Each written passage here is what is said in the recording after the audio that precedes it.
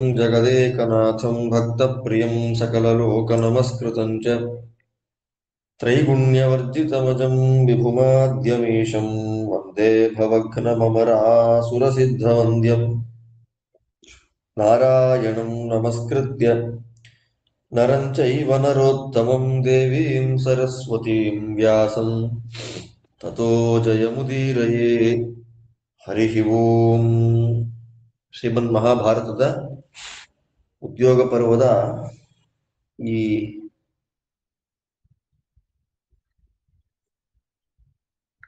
ಭಗವದ್ಧ್ಯಾನ ಪರ್ವದಲ್ಲಿ ಕೃಷ್ಣ ಸಂಧಾನದ ನಿಮಿತ್ತವಾಗಿ ಹಸ್ತಿನಾವತಿಗೆ ಬಂದಿದ್ದಾನೆ. ಅತ್ಯಂತ ಶ್ರೇಷ್ಠವಾಗಿರತಕ್ಕಂತಹ ಒಂದು ರಥವನ್ನ ಕೃಷ್ಣ ಹತ್ತಿದ ಅನ್ನುವವರೆಗೂ ನಾವು ಮೊನ್ನೆ ಅನುಸಂಧಾನವನ್ನು ಮಾಡಿದ್ದೆವು. ಅಲ್ಲಿಂದ ಇನ್ನು ಕಂಟಿನ್ಯೂ ಮಾಡಬೇಕು. ಕೃಷ್ಣ ಬಂದ.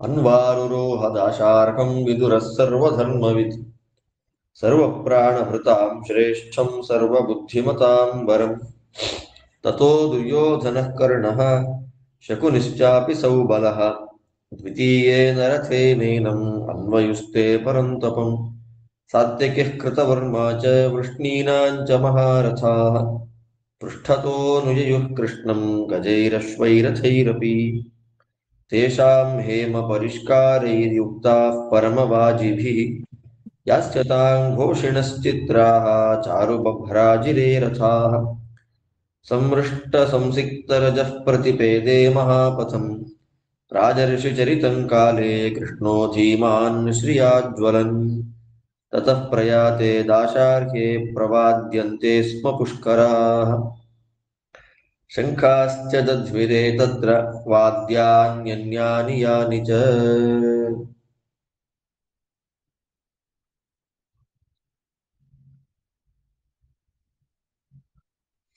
ಪ್ರವೀರಾಃ ಸರ್ವಲೋಕಸ್ಯ ಯುವಾನಃ ಸಿಂಹವಿಕ್ರಮಃ ಪರಿವಾರ್ಯ ರಥಂ ಶೌರೇರಗಚ್ಛಂತ ಪರಂತಪಾಃ ತತೋನ್ಯೇ ಬಹುಸಾಹಸ್ರಾ ವಿಚಿತ್ರಾದ್ಭುತವಾಸಸಃ ಅಸಿಪ್ರಾಸಾಯುಧಧರಾಃ ಕೃಷ್ಣಸ್ಯಾಸನ್ ಪುರಸ್ಸರಾಃ ಗಜಾಃ ಪಂಚಶತಾಸ್ತತ್ರ ರಥಾಶ್ಚಾಸನ್ ಸಹಸ್ರಶಃ ಪ್ರಯಾಂತಮನ್ವಯುರ್ವೀರಂ ದಾಶಾರ್ಹಮಪರಾಜಿತಂ ಪುರಂ ಕುರುಣಾಂ ಸಂವೃತ್ತಂ ದ್ರಷ್ಟುಕಾಮಂ ಜನಾರ್ದನಂ ಆಬಾಲವೃದ್ಧಂ ಸಸ್ತ್ರೀಕಂ ರಥ್ಯಾಗತಮರಿಂದಮಂ ವೇದಿಕಾಮಾಶ್ರಿತಾವಿಶ್ಚ ಸಮಾಕ್ರಾಂತಾನ್ಯನೇಕಶಃ ಪ್ರಚಲಂತೀವ ಭಾರೇಣ ಯೋಷಿದ್ಭಿರ್ಭಗವಾನ್ ಯುತ ಸಂಪೂಜ್ಯಮಾನಃ ಕುರುಭಿಃ ಸಂಶೃಣ್ವನ್ ವಿವಿಧಾಃ ಕಥಾಃ ಯಥಾರ್ಹಂ ಪ್ರತಿಸತ್ಕುರ್ವನ್ ಪ್ರೇಕ್ಷಮಾಣಃ ಶನೈರ್ಯಯೌ ತತಃ ಸಭಾಂ ಸಮಾಸಾದ್ಯ ಕೇಶವಸ್ಯಾನುಯಾಯಿನಃ ಸಶಂಖೈರ್ವೇಣುನಿರ್ಘೋಷೈಃ ದಿಶಃ ಸರ್ವಾಭ್ಯನಾದಯನ್ ತತಃ ಸಾ ಸಮಿತಿಃ ಸರ್ವಾ ರಾಜ್ಞಾಂ ಅಮಿತತೇಜಸಾಂ ಸಂಪ್ರಾಕಂಪತ ಹರ್ಷೇಣ ಕೃಷ್ಣಾಗಮನಕಾಂಕ್ಷಯಾ ತತೋಭ್ಯಾಶಂಕತೆ ಕೃಷ್ಣೇ ಸಮಹೃಷ್ಯನ್ನರಾಧಿಪಾಃ ಶ್ರುತ್ವಾ ತಂ ರಥನಿರ್ಘೋಷಂ ಪರ್ಜನ್ಯ ನಿನದೋಪಮಂ ಆಸಾದ್ಯ ತು ಸಭಾದ್ವಾರಂ ವೃಷಭಃ ಸರ್ವಸತ್ವತಾಂ ಅವತೀರ್ಯ ರಥಾಚ್ಛೌರಿಃ ಕೈಲಾಸಶಿಖರೋಪಮಾತ್ ನಗಮೇಘ ಪ್ರತೀಕಾಶಾಂ ಜ್ವಲಂತೀಮಿವ ತೇಜಸಾ ಮಹೇಂದ್ರ ಸದನ ಪ್ರಖ್ಯಂ ಪ್ರವಿವೇಶ ಸಭಾಂತತಃ. ಕೃಷ್ಣ ಹೊರಟ ಅಂತ ಹೇಳ್ತಾರೆ. ಅಗ್ನಿಗೆ ಪ್ರದಕ್ಷಿಣೆಯನ್ನು ಮಾಡಿ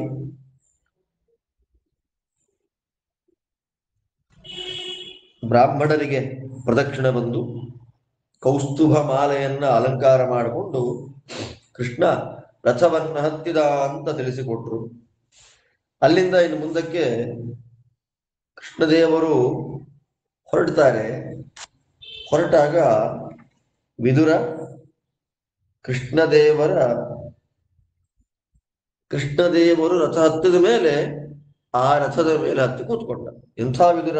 ಸರ್ವಧರ್ಮವಿತ್, ಎಲ್ಲ ಧರ್ಮಗಳನ್ನ ತಿಳಿದವನು, ಅತ್ಯಂತ ಶ್ರೇಷ್ಠನಾದ, ಮತ್ತೆ ಯಾರು ಲೋಕದಲ್ಲಿ ಬುದ್ಧಿವಂತರು ಅಂತ ಇದ್ದಾರೆ ಅಂತ ಬುದ್ಧಿವಂತರೆಲ್ಲರಿಗೂ ಉತ್ತಮವಾದ ಬುದ್ಧಿಯಿಂದ ಕೂಡಿದವನು ಅಂತ ಪ್ರಸಿದ್ಧನಾದವನು ವಿದುರ. ಅವನು ಹತ್ತಿದ ರಥವನ್ನು, ಅದೇ ರಥ. ಕೃಷ್ಣ ಯಾವ ರಥದಲ್ಲಿ ಕೂತಿದ್ದಾನೋ ಆ ರಥದಲ್ಲಿ ಹತ್ತಿದ. ಅದಾದ್ಮೇಲೆ ದುರ್ಯೋಧನ, ಕರ್ಣ, ಶಕುನಿ ಇವರೆಲ್ಲ ಇನ್ನೊಂದು ರಥದಲ್ಲಿ ಹತ್ತಿ ಕೃಷ್ಣದೇವರನ್ನ ಫಾಲೋ ಮಾಡಿಕೊಂಡು ಬರ್ತಾರೆ. ಅಲ್ಲಿಂದ ಸಾತ್ಯಕಿ, ಕೃತವರ್ಮ, ಆ ವೃಷ್ಣಿ ವಂಶದಲ್ಲಿ ಬಂದಿದ್ದಂತಹ ದೊಡ್ಡ ದೊಡ್ಡ ಮಹಾರಥರುಗಳು ಅವರೆಲ್ಲ ಆನೆ, ಕುದುರೆ, ರಥ ಅಂದ್ರೆ ಅವರವರಿಗೆ ಯೋಗ್ಯವಾದ ವಾಹನಗಳನ್ನ ಹತ್ತಿ ಕೃಷ್ಣದೇವರನ್ನ ಫಾಲೋ ಮಾಡಿಕೊಂಡು ಬಂದರು. ಏನು ವಿಚಿತ್ರವಾದ ಅಲಂಕಾರಗಳು! ಆ ಕೃಷ್ಣದೇವರದ ಪ್ರಯಾಣ ವೈಭವವನ್ನ ತುಂಬಾ ಚೆನ್ನಾಗಿ ಹೇಳ್ತಾರೆ ವೇದವ್ಯಾಸ ದೇವರಲ್ಲಿ. ಆ ರಥಗಳು, ಆ ಕುದುರೆಗಳು, ಆ ಅಲಂಕಾರ ಮಾಡಿಕೊಂಡಂತಹ ಸೈನಿಕರು, ಆ ಆನೆಗಳಿಗೆ ಅಲಂಕಾರ, ಕುದುರೆಗಳಿಂಕ, ರಥಕ್ಕೆ ಅಲಂಕಾರ, ಅದೆಲ್ಲ ವಿಚಿತ್ರವಾಗಿತ್ತು. ಹಸ್ತಿನಾವತಿಯ ಬೀದಿಗಳು. ಏನು ಕೃಷ್ಣ ಬರ್ತಾ ಇದ್ದಾನೆ, ದೊಡ್ಡ ರಾಜಮಾರ್ಗ. ವಿದುರನ ಮನೆಯಿಂದ ರಥದಲ್ಲಿ ಹತ್ತಿ ಬಂದಂತಹ ಕೃಷ್ಣ ರಾಜಮಾರ್ಗಕ್ಕೆ ಪ್ರವೇಶವನ್ನು ಮಾಡಿದ. ಹೇಗಿದೆ ಅದು ಅಂತಂದ್ರೆ, ಸಂವೃಷ್ಟ ಸಂಸಿಕ್ತ ರಜಃ ಅಂತಾರೆ. ಚೆನ್ನಾಗಿ ಕಸ ಗುಡಿಸಿದ್ದಾರಂತೆ. ನೆಲದಲ್ಲಿ ಒಂದು ಸ್ವಲ್ಪ ಕಸ ಧೂಳು ಏನೂ ಇಲ್ಲ. ಒಳ್ಳೆ ಶ್ರೀಗಂಧದ ನೀರಿನಿಂದ ಪ್ರೋಕ್ಷಣೆಗಳನ್ನ ಮಾಡಿದ್ದಾರೆ ಆ ಬೀದಿಗೆ. ಬಂದ ಕೃಷ್ಣ. ಯಾವಾಗ ಕೃಷ್ಣ ಬಂದನೋ, ಬಂದ ತಕ್ಷಣ ಅಲ್ಲಿ ಪುಷ್ಕರಗಳು ಮೊಳಗಿದವು. ಅಂದ್ರೆ ಪುಷ್ಕರ, ಶಂಖ, ಬೇರೆ ಬೇರೆ ವಾದ್ಯಗಳು. ಪುಷ್ಕರ ಅಂದ್ರೆ ಏನು, ನಮಗೊಂದು ಸಮಸ್ಯೆ ಆಗತ್ತೆ. ವಾದಿರಾಜ ಸ್ವಾಮಿಗಳು ವ್ಯಾಖ್ಯಾನವನ್ನು ಮಾಡುವಾಗ ಹೇಳ್ತಾರೆ, ಪುಷ್ಕರ ಅಂತಂದ್ರೆ ಒಂದು ರೀತಿಯಾದ ಪುಷ್ಕರಮಷ್ಟಾಸು ನಿರ್ದಿಷ್ಟಂ ಅಂತ. ಪುಷ್ಕರ ಅಂದ್ರೆ ಏನು ಅಂತಂದ್ರೆ ಬೇಕಾದಷ್ಟು ಅರ್ಥ ಇದೆ. ಅದರಲ್ಲಿ ವಾದ್ಯ ಭಾಂಡ ಮುಖೇ ಅಂತ ಒಂದು ವಾದ್ಯ ವಿಶೇಷ. ಅದು ಹೇಗಿದೆ, ಅದು ನೋಡಕ್ಕೆ ಆಗಿದೆ, ಅದು ಯಾವ ರೀತಿಯಾದಂತಹ ಶಬ್ದ ಮಾಡುತ್ತೆ, ಅದು ನಮಗೇನು ಗೊತ್ತಿಲ್ಲ. ಒಟ್ಟಿನಲ್ಲಿ ಪುಷ್ಕರ ಅನ್ನೋದು ಒಂದು ವಾದ್ಯದ ಹೆಸರು. ಅದು ಹೇಗಿದೆ, ಏನ್ ಕಥೆ, ಅದು ಯಾವುದು ನಮಗೆ ಗೊತ್ತಿಲ್ಲ. ಈಗ ಸುಮ್ಮನೆ ನಾವು ವಾದಿರಾಜ ಸ್ವಾಮಿಗಳವರ ವ್ಯಾಖ್ಯಾನದ ಹಿನ್ನೆಲೆಯಲ್ಲಿ ಪುಷ್ಕರ ಅಂದ್ರೆ ಒಂದು ವಾದ್ಯ ಅಂತ ಅರ್ಥ ಮಾಡ್ಕೊಳ್ಬೇಕು.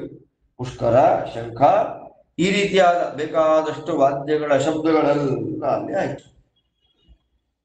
ಎಲ್ಲರೂ ಕೃಷ್ಣದೇವರ ರಥದ ಸುತ್ತಲೂ ಫಾಲೋ ಮಾಡ್ಕೊಂಡು ಬರ್ತಾ ಇದ್ದಾರೆ. ಪ್ರತಿಯೊಬ್ಬರು ಜನಗಳೆಲ್ಲ, ಸಾವಿರಾರು ಯೋಧರು ಒಳ್ಳೆ ಅಲಂಕಾರ ಮಾಡಿಕೊಂಡು, ಹಸಿ, ಪ್ರಾಸ, ಇವೇ ಮೊದಲಾದಂತಹ ಬೇಕಾದಷ್ಟು ಆಯುಧಗಳು, ಅದೆಲ್ಲ ಅಂದ್ರೆ ಕೃಷ್ಣನ ಎಸ್ಕಾರ್ಟ್ಸ್, ಕೃಷ್ಣದೇವರನ್ನು ಫಾಲೋ ಮಾಡಿಕೊಂಡು ಬರ್ತಾರೆ ಇವರೆಲ್ಲ. ಕೃಷ್ಣ ರಥದಲ್ಲಿ ಕೂತು ಹೋಗುವಾಗ 500 ಆನೆಗಳು, ಸಾವಿರಾರು ರಥಗಳು ನಮ್ಮ ಕೃಷ್ಣದೇವರನ್ನ ಫಾಲೋ ಮಾಡ್ಕೊಂಡು ಬರ್ತಾ ಇದ್ರು. 500 ಆನೆಗಳಂತೆ. 500 ಆನೆಗಳು. ಏನು ಆ ರಥದ ವೈಭವ ಏನು, ಆ ರಥ ನಡ್ಕೊಂಡು ಬರ್ತಾ ಇರುವ ಬೀದಿಯ, ರಾಜಬೀದಿಯ ವೈಭವ ಎಷ್ಟು ದೊಡ್ಡದಾಗಿದೆ ಅಂತ ನೋಡಿ. 500 ಆನೆಗಳು, ಸಾವಿರಾರು ರಥಗಳು ಕೃಷ್ಣದೇವರನ್ನ, ಅಂದ್ರೆ ಅಷ್ಟು ಜನ ಬಂದಿದ್ದಾರೆ ಅಂತ ಅರ್ಥ. ಆ ಇಡೀ ರಾಜಮಾರ್ಗವೆಲ್ಲ ತುಂಬಿ ಹೋಯ್ತಂತೆ. ಆಬಾಲ ವೃದ್ಧಂ ಸಸ್ತ್ರೀಕಂ, ಹೆಣ್ಣು ಮಕ್ಕಳು, ವಯಸ್ಸಾದವರು, ಮತ್ತೆ ವಯಸ್ಸಲ್ಲಿರ್ತಕ್ಕಂಥವ್ರು, ಯುವಕರು, ಮುದುಕರು, ಹೆಣ್ಣು ಮಕ್ಕಳು ಎಲ್ಲ ತುಂಬಾಗಿದ್ದಾರೆ. ಕೃಷ್ಣದೇವರನ್ನು ನೋಡಬೇಕು ಎನ್ನುವ ಆಸೆಯಿಂದ ಅವರೆಲ್ಲ ಬಂದುಬಿಟ್ಟಿದ್ದಾರೆ. ಅಲ್ಲಲ್ಲೇ ಬೀದಿಯಲ್ಲಿ ಯಾರಿಗೆ ನಿಂತ್ಕೊಳ್ಲಿಕ್ಕೆ ಆಗೋದಿಲ್ಲ, ದೊಡ್ಡ ದೊಡ್ಡ ಸ್ಟೇಜ್ಗಳ ಮೇಲೆ ಎಲ್ಲ ಗುಂಪಾಗಿ ನಿಂತ್ಕೊಂಡು ಕೃಷ್ಣದೇವರನ್ನು ನೋಡ್ತಾ ಇದ್ದಾರೆ. ಮನೆಗಳ ಉಪ್ಪರಿಗೆಗಳ ಮೇಲೆ ನಿಂತುಕೊಂಡು ಕೃಷ್ಣದೇವರನ್ನು ನೋಡ್ತಾ ಇದ್ದಾರೆ. ಕೃಷ್ಣದೇವರ ಬಗ್ಗೆ ಒಳ್ಳೊಳ್ಳೆ ಮಾತುಗಳನ್ನ ಆ ಜನಗಳೆಲ್ಲ ಆಡ್ತಾ ಇದ್ದಾರೆ. ಕೃಷ್ಣ ಅವರನ್ನು ನೋಡಿ ಅವರು ಕೊಟ್ಟಂತಹ ಮರ್ಯಾದೆ ಅಂದ್ರೆ ಹಾಲು, ಹಾರ ಎಲ್ಲ ಕೊಡ್ತಾರಲ್ಲ ದೇವರು ಬರುವಾಗ, ಆರತಿ ತಗೊಂಡು ಅವರಿಗೆ ಯೋಗ್ಯವಾದಂತ ಒಂದು ಸ್ಮೈಲ್ ಮಾಡೋದು, ಅವ್ರನ್ನ ನೋಡಿ ನಗೋದು, ಕೈ ಸಂಜ್ಞೆ ಹೇಗಿದ್ದೀರಾ ಅಂತ ಕೇಳೋದು. ಅಂದ್ರೆ ಅವರವರಿಗೆ ಯೋಗ್ಯವಾದಂತಹ ಮರ್ಯಾದೆಯನ್ನು ಮಾಡ್ತಾ ಕೃಷ್ಣ ಬಂದ. ಆ ಕ್ಷಣದಲ್ಲೇ ಸಭಾ ದ್ವಾರಕ್ಕೆ ಬಂದ ಕೃಷ್ಣ. ಕೃಷ್ಣದೇವರನ್ನ ಫಾಲೋ ಮಾಡಿಕೊಂಡು ಬಂದಿದ್ರಲ್ಲ ಅವನ ಸೈನಿಕರು, ಅವರೆಲ್ಲ ಶಂಖ, ಕೊಳಲು ಇದೆಲ್ಲದರ ನಾದವನ್ನ ಮಾಡ್ತಾರಂತೆ. ಎಲ್ಲ ದಿಕ್ಕುಗಳಲ್ಲಿ ಬಂದಂತಹ ಆ ಶಬ್ದವನ್ನು ಕೇಳಿ ಕೃಷ್ಣ ಬರ್ತಾನೆ ಕೃಷ್ಣ ಬರ್ತಾನೆ ಅಂತ ನಮ್ಮ ಕೃಷ್ಣದೇವರಿಗೋಸ್ಕರವಾಗಿ ವೆಯ್ಟ್ ಮಾಡ್ತಾ ಇದ್ದಂತಹ ಆ ಎಲ್ಲ ರಾಜರಿಗೆ ರೋಮಾಂಚನ ಆಯ್ತು. ಸಂಪ್ರಾಕಂಪತ ಹರ್ಷೇಣ ಅವರಿಗೆಲ್ಲ ಆ ಇಡೀ ಸಭಾ ಕೃಷ್ಣನ ಆಗಮನದ ಎಕ್ಸ್ಪೆಕ್ಟೇಷನ್ ನಲ್ಲಿ ಇದ್ದಂತ ಆ ಇಡೀ ಸಭೆ ಸಂತೋಷದಿಂದ ಒಂದು ಸಲ ನಡುಗಿ ಹೋಯ್ತು. ಏನು ಕೃಷ್ಣ ಹತ್ತಿರಕ್ಕೆ ಬಂದ, ಅವನ ರಥದ ಶಬ್ದ ಕೇಳ್ತಾ ಇದ್ದ, ಎಲ್ಲರಿಗೂ ಅವ್ಯಕ್ತವಾದ ಒಂದು ಆನಂದ ಮನಸ್ಸಿನಲ್ಲಿ ಆಗ್ತಾ ಇದೆ. ಸಭಾ ಮಂದಿರದ ಹತ್ತಿರಕ್ಕೆ ಬಂದಂತಹ ಕೃಷ್ಣ ಕೈಲಾಸ ಪರ್ವತದಂತೆ ಅತ್ಯಂತ ಉನ್ನತ ಎತ್ತರವಾಗಿದ್ದ ಆ ರಥದಿಂದ ಕೆಳಗಿಳಿದ. ಇಂದ್ರದೇವರ ಮನೆಯಂತೆ ಪ್ರಕಾಶಮಾನವಾಗಿತ್ತು ಆ ಸಭೆ. ಆ ಸಭಾ ಮಂದಿರಕ್ಕೆ ನಮ್ಮ ಸ್ವಾಮಿ ಪ್ರವೇಶ ಮಾಡ್ತಾ ಇದ್ದಾನೆ. ಕೃಷ್ಣದೇವರು ಪ್ರವೇಶ ಮಾಡುವ ಅದರ ವೈಭವ ಏನು ತಿಳಿಸಿಕೊಡ್ತಾರೆ. ಹೇಗೆ ಬಂದ ಕೃಷ್ಣ?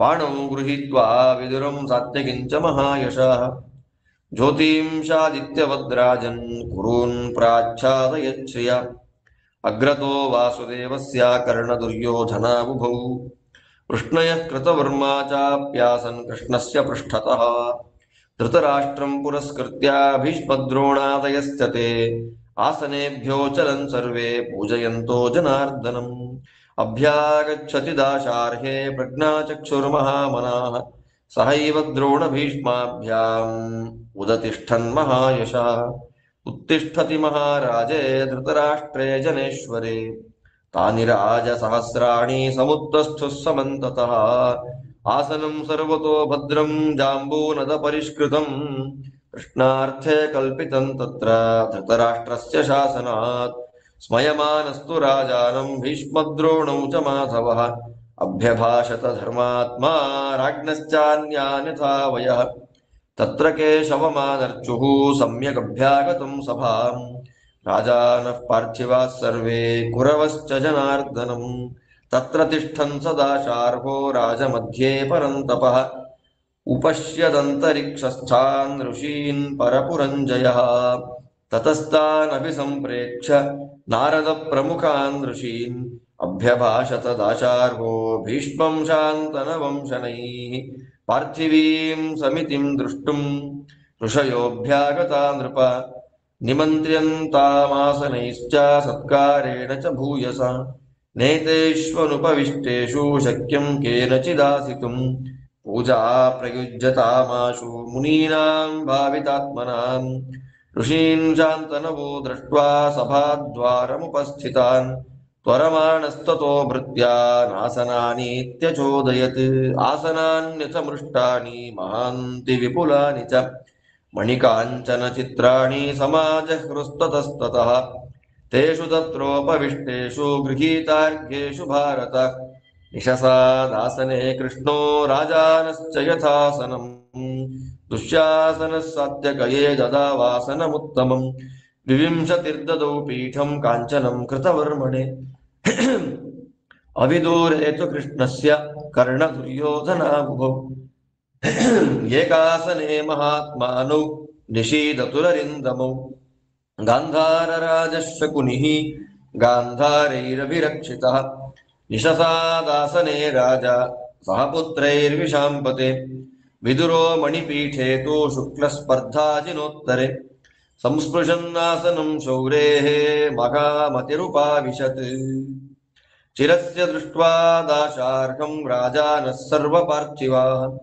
ಅಮೃತಸ್ಯೇವ ನಾತೃಪ್ಯನ್ ಪ್ರೇಕ್ಷಮಾಣಾ ಜನಾರ್ದನಂ ಅತಸೀ ಪುಷ್ಪಸಂಕಾಶಃ ಪೀತವಾಸಾ ಜನಾರ್ದನಃ ವಿಭ್ರಾಜತ ಸಭಾ ಮಧ್ಯೆ ಹೇಮ್ನೀವೋಪಹಿತೆ ಮಣಿಃ ಉಪಹಿತೋ ಮಣಿಃ ತತಸ್ತೂಷ್ಣೀಂ ಸರ್ವಮಾಸೀತ್ ಗೋವಿಂದಗತಮಾನಸಂ ನತಸ್ತ್ರ ಕಶ್ಚಿತ್ ಕಿಂಚಿದ್ವಾ ವ್ಯಾಜಹಾರ ಪುಮಾನ್ ಕ್ವಚಿತ್. ಆ ವೈಭವದ ಘಟನೆಗಳನ್ನೆಲ್ಲ ಇಲ್ಲಿ ನಮಗೆ ನಿರೂಪಣೆ ಮಾಡ್ತಾ ಇದ್ದಾರೆ ಮಹಾನುಭಾವರಾದ ವೈಶಂಪಾಯನರು. ಕೃಷ್ಣದೇವರ ಆಗಮನದ ವೈಭವ ಹೇಗಿದೆ. ನಮ್ಮ ಕೃಷ್ಣ ಬಂದ, ರಥದಿಂದ ಇಳಿದ ಅನ್ನೋ ತನಕ ಕೇಳಿದ್ವು. ಅಲ್ಲಿಂದ ಇನ್ನು ಮುಂದಕ್ಕೆ ಕಂಟಿನ್ಯೂ ಮಾಡ್ತಾರೆ ಸ್ವಾಮಿಯ ಆ ವೈಭವ. ಕೃಷ್ಣ ತನ್ನ ಎರಡು ಕೈ ಇದೆ ಅಲ್ಲ, ಒಂದು ಕೈಯಲ್ಲಿ ಸಾತ್ಯಕಿಯ ಕೈಯನ್ನು ಹಿಡಿದಿದ್ದಾನೆ ನಮ್ಮ ಕೃಷ್ಣ, ಇನ್ನೊಂದು ಕೈಯಲ್ಲಿ ವಿದುರನನ್ನು ಹಿಡ್ಕೊಂಡಿದ್ದಾನೆ. ಅಂದ್ರೆ ಒಂದು ಕೈಯಲ್ಲಿ ಸಾತ್ಯಕಿ, ಒಂದು ಕೈಯಲ್ಲಿ ವಿದುರ, ಅವರಿಬ್ಬರನ್ನ ಹಿಡಿದು ನಡೆದು ಬರ್ತಾ ಇದ್ದಾನೆ. ಅವನ ವೈಭವ ಹೇಗೆ ಸೂರ್ಯ ಬಂದಾಗ ನಕ್ಷತ್ರಗಳು ಗ್ರಹಗಳು ಎಲ್ಲ ಕಾಂತಿಯನ್ನ ಕಳ್ಕೊಂಡು ಪೇಲವವಾಗಿ ಆಗ್ಬಿಡುತ್ತೋ ಹಾಗಾಯ್ತು ಆ ಸಭೆ. ಕೃಷ್ಣದೇವರ ಅಸದೃಶವಾದ ಕಾಂತಿ ಅಷ್ಟು ಚೆನ್ನಾಗಿದೆ ಅಂತ ಹೇಳ್ತಾರೆ. ತಕ್ಷಣದಲ್ಲಿ ಎಲ್ಲ ಎದ್ರು, ಧೃತರಾಷ್ಟ್ರ, ಭೀಷ್ಮ, ದ್ರೋಣ ಎಲ್ಲ ಎದ್ರು ಕೃಷ್ಣ ಬಂದದ್ದು ನೋಡಿ. ಕೃಷ್ಣ ಬರುವ ಕೃಷ್ಣನ ಮುಂಭಾಗದಲ್ಲಿ ಕರ್ಣ, ದುರ್ಯೋಧನ, ಅವನ ಹಿಂಭಾಗದಲ್ಲಿ ಕೃತವರ್ಮ, ಎಲ್ಲ ಯಾದವರು ಎಲ್ಲ ಇದ್ದಾರೆ. ಒಂದು ಕೈಯಲ್ಲಿ ಸಾತ್ಯಕಿ, ಒಂದು ಕೈಯಲ್ಲಿ ವಿದುರ, ಇಬ್ಬರ ಕೈ ಹಿಡ್ಕೊಂಡು ಸ್ವಾಮಿ ಸಭೆ ನಡ್ಕೊಂಡು ಬರ್ತಾ ಇದ್ದಾನೆ. ಎಲ್ಲ ಎದ್ದು ನಿಂತರು. ಭೀಷ್ಮ, ದ್ರೋಣ, ಧೃತರಾಷ್ಟ್ರಾದಿ ಪ್ರತಿಯೊಬ್ಬರು ಕೂಡ ಅವನು ಬರ್ತಾ ಇದ್ದ ಎದ್ದು ನಿಂತರು. ಆದ್ರೆ ಧೃತರಾಷ್ಟ್ರ ಎದ್ದು ನಿಂತಾ ಇದ್ದಾಗ ಅಲ್ಲಿದ್ದ ಸಾವಿರಾರು ಜನ ರಾಜರುಗಳು ಅಲ್ಲಲ್ಲಿ ಯಾರ್ಯಾರಿದ್ರೋ ಅವರೆಲ್ಲ ಎದ್ದು ನಿಂತ್ಕೊಂಡ್ರು. ತಕ್ಷಣದಲ್ಲೇ ಕೃಷ್ಣನಿಗೋಸ್ಕರವಾಗಿ ಒಂದು ಬಂಗಾರದ ಆಸನ ಹೊಸದಾಗಿ ರೆಡಿ ಮಾಡಿಸಿದ್ರು. ಅದರ ಮೇಲೆ ಒಂದು ವ್ಯವಸ್ಥೆ ಆಯ್ತು. ತಕ್ಷಣ ಕೃಷ್ಣ ಧೃತರಾಷ್ಟ್ರ, ಭೀಷ್ಮ, ದ್ರೋಣ ಅವ್ರು ನೋಡಿ ಸುಮ್ಮನೆ ಒಂದು ಸ್ಮೈಲ್ ಮಾಡ್ದ ಅಷ್ಟೆ, ಮಾತಾಡಲಿ ನಕ್ಕ. ಮತ್ತೆ ಬೇರೆ ಬೇರೆ ರಾಜರ ಜೊತೆಯಲ್ಲಿ ಅವರವರ ಯೋಗ್ಯತೆ, ಅವರ ಯೋಗ್ಯತೆ ಇಲ್ಲಿ ಅಂದ್ರೆ ಅವರ ಏಜ್, ಆ ಏಜ್ ಅನ್ನು ಡಿಪೆಂಡ್ ಮಾಡಿಕೊಂಡು ಕೃಷ್ಣ ಅವರವ್ರನ್ನ ಹೇಗೆ ಮಾತಾಡಿಸ್ಬೇಕೋ ಅಂದ್ರೆ ಪ್ರತಿಯೊಬ್ಬರನ್ನು ಮಾತಾಡಿಸಿದ ಅಂತ ತಾತ್ಪರ್ಯ. ಎಲ್ಲರನ್ನ ಕೃಷ್ಣ ಮಾತಾಡಿಸಿದ್ದಾನೆ. ಅಲ್ಲಿ ಬಂದ ಕೃಷ್ಣನನ್ನ ಅಲ್ಲಿದ್ದ ಎಲ್ಲ ರಾಜರು ಚೆನ್ನಾಗಿ ಮರ್ಯಾದೆ ಮಾಡಿದ್ರಂತೆ. ಅವನಿಗೇನು ಮರ್ಯಾದೆ ಕೊಡಬೇಕೋ, ಆಸನಗಳನ್ನ ಕೊಡಬೇಕೋ ಅದೆಲ್ಲ ಕೊಟ್ಟು ಸ್ವಾಮಿಗೆ ಮರ್ಯಾದೆಯನ್ನು ಮಾಡಿದ್ದಾನೆ. ತಕ್ಷಣದಲ್ಲೇ ಕೃಷ್ಣ ತಲೆ ಎತ್ತಿ ಮೇಲೆ ನೋಡ್ದ. ತಲೆ ಎತ್ತು ನೋಡ್ತಾ ಇದ್ದಾಗ ಅವನಿಗೆ ಎಲ್ಲ ನಾರದಾದಿ ಋಷಿಗಳೆಲ್ಲ ಅಂತರಿಕ್ಷದಲ್ಲಿ ಬಂದು ನಿಂತಿದ್ದು ಕಾಣಿಸ್ತು. ಅಲ್ಲಿ ಬರ್ಬೇಕಾದ್ರೆ ಸಿಕ್ಕಿದ್ರಲ್ಲ ಋಷಿಮುನಿಗಳೆಲ್ಲ, ಅವರೆಲ್ಲ ಬಂದಿದ್ದಾರೆ. ತಕ್ಷಣದಲ್ಲಿ ನಾರದರೇ ಮೊದಲಾದ ಎಲ್ಲ ಋಷಿಗಳನ್ನು ನೋಡಿದ ಕೃಷ್ಣ ಭೀಷ್ಮಾಚಾರ್ಯರಿಗೆ ಶನೈ ನಿಧಾನವಾಗಿ ಹೇಳಿದಂತೆ. ನೋಡಿ, ದೇಶಕಾಲದ ಜ್ಞಾನ ನಮಗಿದ್ದ ಹೆಂಗ್ ಮಾತಾಡಬೇಕು ಅಂತ ಗೊತ್ತಾಗುತ್ತೆ. ನಿಧಾನವಾಗಿ ಮಾತಾಡಿದ ಕೃಷ್ಣ. ಏನಂದ ಭೀಷ್ಮಾಚಾರ್ಯ ನೋಡಿ, ಭೀಷ್ಮರೇ, ಈ ಸಭೆನ ನೋಡ್ಬೇಕು ಅಂತ ಋಷಿಗಳೆಲ್ಲ ಬಂದಿದ್ದಾರೆ, ಎಲ್ಲ ಅಂತರಿಕ್ಷದಲ್ಲಿ ನಿಂತ್ಕೊಂಡಿದ್ದಾರೆ. ಫಸ್ಟ್ ಅವ್ರನ್ನ ಸ್ವಾಗತ ಮಾಡಿ ಅವ್ರಿಗೆ ಕೂಡಕ್ಕೆ ಆಸನ ಕೊಡ್ರಿ. ಕೃಷ್ಣದೇವರು ಹೇಳಿದ ಮಾತು. ಎಲ್ಲ ಋಷಿಮುನಿಗಳು ಬಂದಿದ್ದಾರೆ, ಫಸ್ಟ್ ಆಸನ ಕೊಡಿ, ಅವರಿಗೆ ಕೂತ್ಕೊಳ್ಳಿ ಅವರು. ಯಾಕೆ ಕೃಷ್ಣ ಹಾಗೆ ಹೇಳ್ದ ಅಂದ್ರೆ ಇನ್ನೊಂದು ಮಾತು ಅಂತಾನೆ, ಅವರು ಆಸನದಲ್ಲಿ ಕೂತ್ಕೊಳ್ಳೋ ತನಕ ಬೇರೆ ಯಾರು ಕೂಡೋ ಹಾಗಿಲ್ಲ. ನೋಡಿ, ಇದು ವೈಭವ. ದೊಡ್ಡವರು ಜ್ಞಾನಿಗಳು ಬಂದು ಆಸನದಲ್ಲಿ ಕೂಡೋ ತನಕ ಯಾರೂ ಕೂಡಬಾರದು. ಒಂದು ಶಾಸ್ತ್ರ, ಸರ್ವೋತ್ತಮನಾದ ದೇವರೂ ಮಾಡಿ ತೋರಿಸುವ ಶಾಸ್ತ್ರ ವಿಹಿತವಾದ ನಿಯಮ, ಸತ್ಸಂಪ್ರದಾಯದಲ್ಲಿ ಬಂದಿರುವಂಥದ್ದೇ. ದೊಡ್ಡವರು ಜ್ಞಾನಿಗಳು ಬಂದಾಗ ಎದ್ದು ನಿಲ್ಬೇಕು, ಫಸ್ಟ್ ಅವ್ರಿಗೆ ಆಸನ ಕೊಡ್ಬೇಕು, ಅವರು ಆಸನದಲ್ಲಿ ಕೂತ ಮೇಲೆ ನಾವು ಕೂಡ್ಬೇಕು, ಇದು ನಿಯಮ. ತಕ್ಷಣ ಕೃಷ್ಣ ಹೇಳ್ತಾನೆ, ಅವ್ರ ಆಸನದಲ್ಲಿ ಕೂಡೋ ತನಕ ನಾವ್ಯಾರು ಕೂಡ ಹಾಗಿಲ್ಲಪ್ಪ, ಬೇಗ ವ್ಯವಸ್ಥೆ ಮಾಡು ಅಂತ ಕೃಷ್ಣ ಹೇಳಿದ ತಕ್ಷಣ ಭೀಷ್ಮಾಚಾರ್ಯರು ಬಂದ್ರು. ತಕ್ಷಣ ನೋಡ್ತಾರೆ, ಇವರೆಲ್ಲ ಬಂದಿರೋದು ನೋಡ್ಬಿಟ್ರು. ಯಾರು? ನಾರದ, ಪರಶುರಾಮ ಮೊದಲಾದ ಎಲ್ಲ ಮಹಾನುಭಾವರಾದ ಋಷಿಮುನಿಗಳೆಲ್ಲ ಬಂದಿರೋದು ನೋಡಿದ್ರು.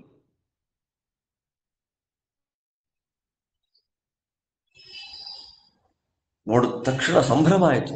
ಎಷ್ಟು ದೇವರು ಬಂದ ಅಂದ್ರೆ ಎಲ್ಲ ಬಂದ್ರು ಅಂತ ಅರ್ಥ. ನೋಡಿ ವೈಭವ, ಇಂಥ ಋಷಿಮುನಿಗಳನ್ನೆಲ್ಲ ಹುಡುಕ್ಲಿಕ್ಕೆ ನಮ್ಮನೆಗೆ ಬನ್ನಿ ಬನ್ನಿ ಬನ್ನಿ ಅಂತ ಕರೆದ್ರಾಗುತ್ತಾ? ಒಬ್ಬ ದೇವರ ವೈಭವದಿಂದ, ದೇವರ ಆಗಮನದ ಸಂಭ್ರಮದಿಂದ ಎಲ್ಲರೂ ಬಂದಿದ್ದಾರೆ ನೋಡ್ರಿ. ಆದ್ದರಿಂದ ನಾವು ಮುಖ್ಯವಾಗಿ ದೇವರನ್ನ ಪೂಜೆ ಮಾಡಿಬಿಟ್ರೆ ನಮ್ಮ ಮನೆಗಳಲ್ಲಿ ಆ ಪೂಜೆಯ ಬ್ಯಾಕ್ಗ್ರೌಂಡ್ ಅಲ್ಲಿ ಎಲ್ಲ ದೇವತೆಗಳು ಪೂಜೆಯನ್ನ ಸ್ವೀಕಾರ ಮಾಡಿಕೊಂಡಂತೆ, ಋಷಿಮುನಿಗಳು ಬಂದಂತೆ ಶಾಸ್ತ್ರದ ನಿಯಮ. ತಕ್ಷಣದಲ್ಲಿ ಅವರವರಿಗೆ ಯೋಗ್ಯವಾದ ಆಸನದಲ್ಲಿ ಕೂಡಿಸಿದ್ರು. ಅವರೆಲ್ಲ ಕೂತರು. ಅವರೆಲ್ಲ ಕೂತು ಅಲ್ಲಿ ತಕ್ಷಣ ಅವ್ರಿಗೆ ಏನಾಗಬೇಕು? ಕೂತ ಮೇಲೆ ಅರ್ಘ್ಯಪಾದ್ಯಗಳಾಗಬೇಕು. ಸ್ವಾಗತ ಸುಮ್ಮನೆ ಬನ್ನಿ ಕೂತ್ಕೊಂಡ್ಬಿಡಿ ಅಂತ ಅನ್ನೋದಲ್ಲ, ಅರ್ಘ್ಯಪಾದ್ಯ ಆಗಬೇಕು. ನಮ್ಮ ಭಾರತದ ಸನಾತನ ಸಂಪ್ರದಾಯ ಎಷ್ಟು ಸುಂದರವಾಗಿತ್ತು ನೋಡಿ. ಅರ್ಘ್ಯಪಾದ್ಯಗಳನ್ನ ಕೊಟ್ಟ ಮೇಲೆ ಕೃಷ್ಣ ಕೂತ್ಕೊಂಡ. ಕೃಷ್ಣದೇವರ ಪಕ್ಕದಲ್ಲೇ ಸಾತ್ವಿಕಿಗೆ ಒಂದು ಒಳ್ಳೆ ಆಸನ ಇತ್ತು, ದುಶ್ಯಾಸನ ಕೊಟ್ಟ. ಈ ವಿವಿಂಶತಿ ಅಂತನ್ನೋನು ಕೃತವರ್ಮನಿಗೆ ಬಂಗಾರದ ಒಂದು ಆಸನವನ್ನ ಕೊಟ್ಟ. ಈ ಕರ್ಣ ದುರ್ಯೋಧನ ಇಬ್ಬರಿದ್ದಾರಲ್ಲ, ಇವರಿಬ್ರು ಕೃಷ್ಣದೇವರ ಹತ್ತಿರದಲ್ಲೇ ಕೂತರು, ಎರಡು ಆಸನದಲ್ಲಿ. ಈ ಶಕುನಿ, ಅವನ ಸುತ್ತ ಗಾಂಧಾರದ ಸೈನಿಕರೆಲ್ಲ ಇದ್ದಾರೆ, ಅವರ ಮಧ್ಯದಲ್ಲಿ. ಯಾಕಂದ್ರೆ ಯಾರ ತಲೆ ಕೆಟ್ಟು ಹೊಡೆದು ಬಿಟ್ರೆ ಶಕುನಿ ನಾವು ಮಾಡಿದ ದುಷ್ಟತನದ ಕಾರ್ಯಕ್ರಮಗಳ ನೆನಪು ಮಾಡಿಕೊಂಡು, ಅದಕ್ಕೆ ತಕ್ಷಣದಲ್ಲೇ ಅವನ ಸುತ್ತ ಏನಕ್ಕೆ ರಕ್ಷಣೆಯನ್ನು ಮಾಡಲಿಕ್ಕೆ ಸೆಕ್ಯೂರಿಟಿ ಗಾರ್ಡ್ಸ್ ಇಟ್ಕೊಂಡು ಮಧ್ಯದಲ್ಲಿ ಕೂತ ಗಾಂಧಾರ ರಾಜ ಶಕುನಿ ಅವನ ಮಕ್ಕಳ ಜೊತೆ ಕೂತ್ಕೊಂಡ. ಇನ್ನು ವಿದುರ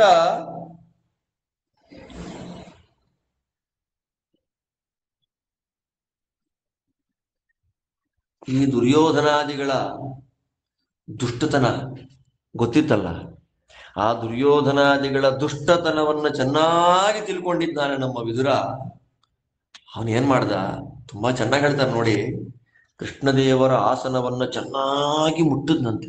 ಯಾಕೆಂದ್ರೆ ರಾಜನೀತಿ ತಿಳಿದವರು ಕೂತಲ್ಲೇ ಆಸನವನ್ನ ನೋಡ್ಲಿಕ್ಕೆ ಮೆತ್ತಗಿರುತ್ತೆ, ಅದರ ಕೆಳಗಡೆಯಲ್ಲಿ ಕತ್ತಿಗಳನ್ನ ಚೂರಿಗಳನ್ನ ಇಟ್ಟು ಕೂತ ತಕ್ಷಣ ಸತ್ತೋಗ್ಬೇಕು, ಆ ತರ ಪ್ಲಾನ್ ಮಾಡಿರ್ತಾರೆ.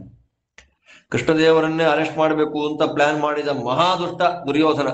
ಆದ್ದರಿಂದ ಕೃಷ್ಣದೇವರ ಆಸನವನ್ನ ಚೆನ್ನಾಗಿ ಚಿರಸ್ಯ ದೃಷ್ಟ ಏನು ಸಂಸ್ಪೃಶನ್ ಆಸನಂ ಶೌರೇಹೇ, ಶೌರಿ ಕೃಷ್ಣದೇವರ ಆಸನವನ್ನ ಚೆನ್ನಾಗಿ ಟೆಸ್ಟ್ ಮಾಡಿ ಪರೀಕ್ಷೆ ಮಾಡಿ, ಅಂದ್ರೆ ಅಷ್ಟು ಜವಾಬ್ದಾರಿ, ಅಷ್ಟು ಉತ್ಸಾಹ, ಅಷ್ಟು ಆಸಕ್ತಿ ಕೃಷ್ಣದೇವರ ವಿಷಯದಲ್ಲಿ ಮಹಾಜ್ಞಾನಿಗಳಾದ ವಿದುರರಿಗೆ ಅಲ್ವಾ. ಎಂಥ ಯಮಧರ್ಮರಾಜರ ಒಂದು ಸೇವೆ, ಯಮಧರ್ಮರಾಜರ ಭಾಗ್ಯ ಎಷ್ಟು ದೊಡ್ಡದು ನೋಡಿ. ನಮಗೆ ಯಮ ಯಾವುದೋ ಸಾಮಾನ್ಯ ದೇವತೆ ಅಂತ ನಾವು ಅಂದ್ಕೊಂಡ್ಬಿಡ್ತೇವೆ. ಇಲ್ಲ, ಪ್ರತಿನಿತ್ಯ ಬೆಳಗ್ಗೆ ಧರ್ಮಾಯ ನಮಃ, ಜ್ಞಾನಾಯ ನಮಃ, ವೈರಾಗ್ಯಾಯ ನಮಃ, ಐಶ್ವರ್ಯಾಯ ನಮಃ, ಅಧರ್ಮಾಯ ನಮಃ, ಜ್ಞಾನಾಯ ನಮಃ, ವೈರಾಗ್ಯಾಯ ನಮಃ, ಅನೈಶ್ವರ್ಯಾಯ ನಮಃ ಅಂತ ದೇವರ ಪೂಜೆಯನ್ನು ಮಾಡುವಾಗ 8 ದೇವತೆಗಳಾದ ಧರ್ಮ, ಜ್ಞಾನ, ವೈರಾಗ್ಯ, ಐಶ್ವರ್ಯ, ಅಧರ್ಮ, ಅಜ್ಞಾನ, ಅವೈರಾಗ್ಯ, ಅನೈಶ್ವರ್ಯ ಅಂತ 8 ದೇವತೆಗಳನ್ನ ಪೂಜೆ ಮಾಡಬೇಕು ಅಂತಾರೆ. ಅಪೂಜಿತಾ ಅಧರ್ಮಾದಿ ದಾತಾರಾಸ್ತೆ ನ ಸಂಶಯ ಅಂತ ಶ್ರೀಮದಾಚಾರ್ಯರ ಮಾತು. ಅವ್ರಿಗೆ ಯೋಗ್ಯವಾದ ಮರ್ಯಾದೆಯನ್ನು ನಾವು ಕೊಡ್ಲಿಲ್ಲ ಅಂತಂದ್ರೆ ನಮ್ಮಲ್ಲಿರುವ ಧರ್ಮಜ್ಞಾನ, ವೈರಾಗ್ಯ, ಐಶ್ವರ್ಯಗಳನ್ನ ಕಿತ್ಕೊಂಡ್ ಬಿಡ್ತಾರೆ. ಅಧರ್ಮ, ಅಜ್ಞಾನ, ಅವೈರಾಗ್ಯ, ಅನೈಶ್ವರ್ಯ ಇದೆಲ್ಲ ಕೊಟ್ಬಿಡ್ತಾರೆ. ಆದ್ದರಿಂದ ಸ್ವಲ್ಪ ಜಾಗೃತೆಯಾಗಿ ಅವರ ಬಗ್ಗೆ ಯಮಾದಿ ದೇವತೆಗಳನ್ನ ಚೆನ್ನಾಗಿ ವಿಷ್ಣುವಿನ ಪರಿವಾರದವರು ಅಂತ ಪೂಜೆ ಮಾಡಬೇಕಾದ್ದು ತತ್ವಜ್ಞಾನವನ್ನ ಅಪೇಕ್ಷೆ ಮಾಡುವ ಎಲ್ಲ ವ್ಯಕ್ತಿಗಳ ಮುಖ್ಯವಾದ ಕರ್ತವ್ಯ ಅಂತ ಇಲ್ಲಿ ತಿಳಿಸಿಕೊಡ್ತಾ ಆ ಶಾಸ್ತ್ರದ ಪ್ರಮೇಯ ಅಂಥ ಮಹಾನುಭಾವನಾದ ಯಮಧರ್ಮನ ಅವತಾರ ವಿದುರ ಮುಟ್ಟಿ ಕೃಷ್ಣದೇವರ ಪಕ್ಕದಲ್ಲೇ ಹಾಕಿದ್ದಂತ ತುಂಬಾ ಚೆನ್ನಾಗಿತ್ತು ಬಿಳಿಯಾದ ಒಂದು ಚರ್ಮ, ಆ ಚರ್ಮ ಹಾಸಿದ ಒಂದು ಮಣಿಯ ಪೀಠ. ಅದು ಕೃಷ್ಣದೇವರನ್ನ ತುಂಬಾ ದಿನ ಆದ್ಮೇಲೆ ನೋಡ್ತಾ ಇದ್ದಾರೆ ಇವರೆಲ್ಲ, ತುಂಬಾ ದಿನ ಆಗೋಗಿದೆ. ಕೃಷ್ಣನ್ ನೋಡಿ ಏನ್ ಅಮೃತವನ್ನ ಕುಡಿದವರಿಗೆ ಹೇಗೆ ತೃಪ್ತಿನೇ ಇರೋದಿಲ್ಲ ಹಾಗೆ ಕೃಷ್ಣನನ್ನ ನೋಡ್ತಾ ಇದ್ದಾರೆ, ಅವನ ಸೌಂದರ್ಯದ ಆಸ್ವಾದನೆಯನ್ನು ಮಾಡ್ತಾ ಇದ್ದಾರೆ. ಹೇಗಿದ್ದಾನೆ ಭಗವಂತ ಅಂದ್ರೆ ಅತಸೀ ಪುಷ್ಪ ಸಂಕಾಶ, ಅಗಸೆ ಅಗಸೆ ದ್ವಾದಶಿ ದಿನ ಅಗಸೆಯ ಸೊಪ್ಪು ಪಲ್ಯ ಮಾಡ್ಕೊಂಡು ತಿಂತೀವಲ್ಲ, ಆ ಅಗಸೆಯ ಹೂವು ಯಾವ ಬಣ್ಣ ಇದೆಯೋ ಆ ಬಣ್ಣದಲ್ಲಿದ್ದಾನೆ. ಎಂತ ಹಳದಿ ಬಣ್ಣ, ಅಂತಹ ಪೀತಾಂಬರವನ್ನು ಹುಟ್ಟಿದ್ದಾನೆ ಕೃಷ್ಣ. ನೀಲೀ ಬಣ್ಣ ಸ್ವಾಮಿಯದ್ದು. ಸಭಾಸ್ಥಾನದಲ್ಲಿ ವಿರಾಜಮಾನನಾಗಿ ಕೂತ್ಕೊಂಡ್ಬಿಟ್ಟ. ಕೃಷ್ಣ ಕೂತ, ಯಾರು ಪಿನ್ ಡ್ರಾಪ್ ಸೈಲೆನ್ಸ್ ಅಂತಾರಲ್ಲ ಅಷ್ಟೆ. ಎಲ್ಲರ ಮನಸ್ಸು ಕೃಷ್ಣನಲ್ಲೇ, ಎಲ್ಲರ ಮನಸ್ಸು ಕೃಷ್ಣನಲ್ಲೇ. ಅವನೇನ್ ಮಾತಾಡ್ತಾನೆ, ಅವನೇನ್ ಮಾಡ್ತಾನೆ ಅನ್ನುವ ಕುತೂಹಲದಲ್ಲೇ ಅಲ್ಲಿದ್ದ ಯಾರೂ ಮಾತಾಡ್ಲಿಲ್ವಂತೆ. ಯಾರೂ ಮಾತಾಡ್ತಾ ಇಲ್ಲ ಅಲ್ಲಿದ್ದ. ಅಷ್ಟು ಪಿನ್ ಡ್ರಾಪ್ ಸೈಲೆನ್ಸ್. ಆ ಇಡೀ ಸಭೆ ನಿಶ್ಶಬ್ದವಾಗಿ ಕೂತ್ಕೊಂಡ್ಬಿಟ್ಟಿದೆ. ಆಗ ತೇಷ್ವಾಸೀನೇಷು ಸರ್ವೇಷು ತೂಷ್ಣೀಂ ಭೂತೇಷು ರಾಜಸು ವಾಕ್ಯಮಭ್ಯಾದದೆ ಕೃಷ್ಣ ಸುದಂಷ್ಟ್ರೋ ದುಂದುಭಿಸ್ವನಃ ಜೀಮೂತೈವ ಕರ್ಮಾಂತೆ ಸರ್ವಾಂ ಸಂಶ್ರಾವಯನ್ ಸಭಾಂ ಧೃತರಾಷ್ಟ್ರಮಭಿಪ್ರೇಕ್ಷ್ಯ ಸಮಭಾಷತ ಮಾಧವಃ ಕುರುಣಾಂ ಪಾಂಡವಾನಾಂ ಚಾಶ್ಯಮ ಸ್ಯಾದಿತಿ ಭಾರತ ಅಪ್ರಣಾಶೇನ ವೀರಾಣಾಂ ಏತದ್ಯಾಚಿತುಮಾಗತಃ ರಾಜನ್ನಾನ್ಯತ್ ಪ್ರವಕ್ತವ್ಯಂ ತವ ನೈಶ್ರೇಯಸಂ ವಚಃ ವಿದಿತಂ ಹ್ಯೇವ ತೇ ಸರ್ವಂ ವೇದಿತವ್ಯಮರಿಂದಮ ಇದಂ ಹೃದ್ಯ ಕುಲಂ ಶ್ರೇಷ್ಠಂ ಪೃಥಿವ್ಯಾಂ ಸರ್ವರಾಜಸು ಶ್ರುತ ವೃತ್ತೋಪಸಂಪನ್ನಂ ಸರ್ವೈಃ ಸಮುದಿತಂ ಗುಣೈಃ ಕೃಷ್ಣಾ ಕೃಪಾನುಕಂಪಾ ಕಾರುಣ್ಯಂ ಆದೃಶಂಸ್ಯಂಚ ಭಾರತ ತಥಾರ್ಜವಂ ಕ್ಷಮಾ ಸತ್ಯಂ ಕುರುಷ್ವೇವ ವಿಭಾವ್ಯತೆ ತಸ್ಮಿನ್ನೇವಂ ವಿಧೇ ರಾಜನ್ ಕುಲೇ ಮಹತಿ ತಿಷ್ಠತಿ ತ್ವನ್ನಿಮಿತ್ತಂ ವಿಶೇಷೇಣ ನೇಹ ಯುಕ್ತಮಸಾಂಪ್ರತಂ ತುಂ ಹಿ ವಾರಯಿತಾ ಶ್ರೇಷ್ಠ ಕುರುಣಾಂ ಕುರು ಸತ್ತಮ ಮಿಥ್ಯಾ ಪ್ರಚರತಾಂ ತಾತ ಬಾಹ್ಯೇಷ್ವಾಭ್ಯಂತರೇಷು ಚ ಪುತ್ರಾಸ್ತವ ಚ ಕೌರವ್ಯ ದುರ್ಯೋಧನ ಪುರೋಗಮಾಃ ಧರ್ಮಾರ್ಥೌ ಪೃಷ್ಠತಃ ಕೃತ್ವಾ ಪ್ರಚರಂತಿ ನೃಶಂಸವತ್ ಅಶಿಷ್ಟಾಗತ ಮರ್ಯಾದಾ ಲೋಭೇನ ಹೃತಚೇತಸಃ ಸ್ವೇಷು ಬಂಧುಷು ಮುಖ್ಯೇಷು ತದ್ವೇತ್ಥ ಪುರುಷರ್ಷಭ ಸೇಯಮಾಪನ್ಮಹಾಘೋರಾ ಕುರುಷ್ವೇವ ಸಮುತ್ಥಿತಾ ಉಪೇಕ್ಷಮಾಣಾ ಕೌರವ್ಯ ಪೃಥಿವೀಂ ಘಾತಯಿಷ್ಯತಿ ಶಕ್ಯಾ ಚೇಯಂ ಶಮಯಿತುಂ ತ್ವಂ ಚೇದಿಚ್ಛಸಿ ಭಾರತ ಸುದುಷ್ಕರೋಪ್ಯತ್ರ ಶಮೋ ಮತೋ ಮೇ ಭರತರ್ಷಭ ತ್ವದಧೀನಃ ಶಮೋ ರಾಜನ್ ಮಯಿ ಚೈವ ವಿಶಾಂಪತೆ ಪುತ್ರಾನ್ ಸ್ಥಾಪಯ ಕೌರವ್ಯ ಸ್ಥಾಪಯಿಷ್ಯಾಮ್ಯಹಂ ಪರಾನ್ ಅನುಜ್ಞಾತಂ ಹಿ ಭವತಾ ಸರ್ವೈಃ ಪುತ್ರೈಃ ಸಹಾನುಗೈಃ ಹಿತಂ ಬಲವದಪ್ಯೇಷಾಂ ತಿಷ್ಠತಾಂ ತವ ಶಾಸನೆ ಹಿತಂ ಹಿ ಧಾರ್ತರಾಷ್ಟ್ರಾಣಾಂ ಪಾಂಡವಾನಾಂ ತಥಾ ಹಿತಂ ಶಮೇ ಪ್ರಯತಮಾನಸ್ಯ ತವ ಶಾಸನಕಾಂಕ್ಷಿಣಃ ತೇಷಾಂ ನಿಷ್ಕಲ್ಮಷಂ ರಾಜನ್ ಸಂವಿಧತ್ಸ್ವ ವಿಶಾಂಪತೆ ಸಖಭೂತಾಸ್ತು ಭರತಾಸ್ತವೈವ ಸ್ಯುರ್ಜನಾಧಿಪಾ ಧರ್ಮಾರ್ಥಯೋಸ್ತಿಷ್ಠ ರಾಜನ್ ಪಾಂಡವೈರಭಿರಕ್ಷಿತಃ ನಹಿ ಶಕ್ಯಾಸ್ತಥಾ ಭೂತಾ ಯತ್ನಾದಪಿ ನರಾಧಿಪ ನಹಿ ತ್ವಾಂ ಪಾಂಡವೈರ್ಜೇತುಂ ರಕ್ಷಮಾಣಂ ಮಹಾತ್ಮಭಿಃ ಇಂದ್ರೋಪಿ ದೇವೈಃ ಸಹಿತಃ ಪ್ರಸಹೇತ ಕೃತೋ ಕುತೋ ನೃಪಃ ಯತ್ರ ಭೀಷ್ಮಶ್ಚ ದ್ರೋಣಶ್ಚ ಕೃಪಃ ಕರ್ಣೋ ವಿವಿಂಶತಿಃ ಅಶ್ವತ್ಥಾಮಾ ವಿಕರ್ಣಶ್ಚ ಸೋಮದತ್ತೋಥ ಬಾಕ್ಲಿಕಃ ಸೈಂಧವಶ್ಚ ಕಳಿಂಗಶ್ಚ ಕಾಂಬೋಜಶ್ಚ ಸುದಕ್ಷಿಣಃ ಯುಧಿಷ್ಠಿರೋ ಭೀಮಸೇನಃ ಸವ್ಯಸಾಚೀಯಮೌ ತಥಾ ಸಾತ್ಯಕಿಶ್ಚ ಮಹಾತೇಜ ಯುಯುತ್ಸುಶ್ಚ ಮಹಾರಥಃ ತತ್ರ ಯುದ್ಧೇತ ಕೋ ರಾಜನ್ ಜೀವಿತ ಪ್ರೇಪ್ಸು ರಾಘವೇ ಗೌರವಂ ಸರ್ವರಾಜ್ಞಾಂ ಹಿ ಶತ್ರುಭಿಶ್ಚ ಪ್ರದೃಶ್ಯತಾಂ ಪ್ರಾಪ್ಸ್ಯತಿ ತ್ವಂ ವಿತ್ರಘ್ನ ಸಹಿತಃ ಕುರು ಪಾಂಡವೈಃ ತಸ್ಯ ತೇ ಪೃಥಿವೀಪಾಲಾಃ ತ್ವತ್ಸಮಾಃ ಪೃಥಿವೀಪತೆ ಶ್ರೇಯಾಂಸಶ್ಚೈವ ರಾಜಾನಃ ಸಂಧಾಸ್ಯಂತೆ ಪರಂತಪ ಸತ್ವಂ ಪುತ್ರೈಶ್ಚ ಪೌತ್ರೈಶ್ಚ ಪಿತೃಭಿರ್ಭ್ರಾತೃಭಿಸ್ತಥಾ ಸುಹೃದ್ಭಿಃ ಸರ್ವತೋ ಗುಪ್ತಃ ಸುಖಂ ಚಕ್ಷಸಿ ಜೀವಿತುಂ ಏತಾನೇವ ಪುರೋಧಾಯ ಸತ್ಕೃತ್ಯ ಚ ಯಥಾ ಪುರಾ ಅಖಿಲಾಂ ಭೋಕ್ಷಸೆ ಸರ್ವಾಂ ಪೃಥಿವೀಪತೆ. ಕೃಷ್ಣ ಒಳ್ಳೆ ಹಲ್ಲುಗಳಂತೆ ಅವನಿಗೆ, ಸುಧಂಷ್ಟ್ರಃ, ಸುಂದರವಾದ ಚೆನ್ನಾಗಿ ಜೋಡಿಸಿಟ್ಟ ಒಂದು ಮಣಿಗಳಂತೆ ಹೊಳಿತಾ ಇದೆ ಭಗವಂತನ ಹಲ್ಲುಗಳು.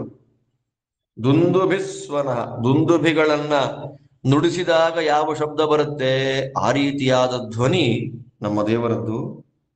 ಮಾತಾಡ್ತಾನೆ. ಹೇಗೆ ಮಾತಾಡ್ತಾನೆ ಅಂದ್ರೆ, ಬೇಸಿಗೆ ಆದ್ಮೇಲೆ ಮಳೆಗಾಲ ಬರುತ್ತಲ್ಲ, ಆ ಮಳೆಗಾಲದಲ್ಲಿ ಮೋಡಗಳು ಏನು ಶಬ್ದ ಮಾಡುತ್ತೆ, ಆ ಮೋಡಗಳಂತೆ ಕೃಷ್ಣದೇವರ ಮಾತು. ಧೃತರಾಷ್ಟ್ರನನ್ನು ನೋಡ್ತಾ ಎಲ್ಲರೂ ಕೇಳಿಸ್ಕೊಳ್ಬೇಕು, ಎಲ್ಲರೂ ಕೇಳ್ತಾ ಇರುವಂತೆ ಧೃತರಾಷ್ಟ್ರನನ್ನ ನೋಡ್ತಾ ನಮ್ಮ ಸ್ವಾಮಿ ಮಾತಾಡ್ಲಿಕ್ಕೆ ಆರಂಭ ಮಾಡ್ತಾನೆ. ನೋಡಪ್ಪ ಧೃತರಾಷ್ಟ್ರ, ಯಾರೂ ಸಾಯಬಾರದು, ಕೌರವ ಪಾಂಡವರಿಗೆ ಸಂಧಿ ಆಗ್ಬೇಕು.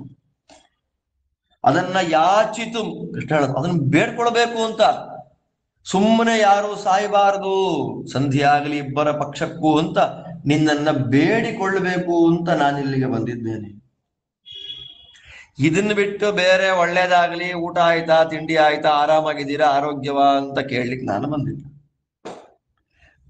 ಏನ್ ತಿಳ್ಕೊಳ್ಬೇಕೋ, ಏನ್ ಗೊತ್ತಿರ್ಬೇಕೋ ರಾಜ, ನಿನಗೆಲ್ಲ ಗೊತ್ತಿದೆ.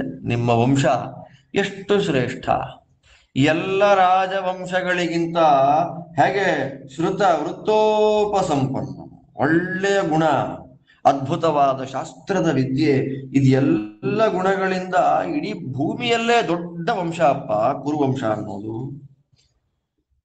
ಇಡೀ ಕುರುವಂಶದ ರಾಜರುಗಳಲ್ಲಿ ದಯಾ, ಅನುಕಂಪ, ಕಾರುಣ್ಯ, ಆಂಧ್ರಶಂಸ್ಯ, ಕ್ರೂರತೆ ಇಲ್ಲ, ಕ್ರೌರ್ಯವೇ ಇಲ್ಲ, ಶಾಂತ ಸ್ವಭಾವ, ಟ್ರಾನ್ಸ್ಪರೆನ್ಸಿ, ಕ್ಷಮ, ಸತ್ಯ, ಆರ್ಜವ, ಇದೆಲ್ಲ ಗುಣಗಳಿವೆ. ಇಂತಹ ಒಂದು ಶ್ರೇಷ್ಠವಾದ ವಂಶದಲ್ಲಿ ನಿನ್ನಿಂದ, ನಿನ್ನ ಕಾರಣದಿಂದ ಆಗ್ಬಾರದ್ದಾಗಿ ಬಿಡಬಾರದು.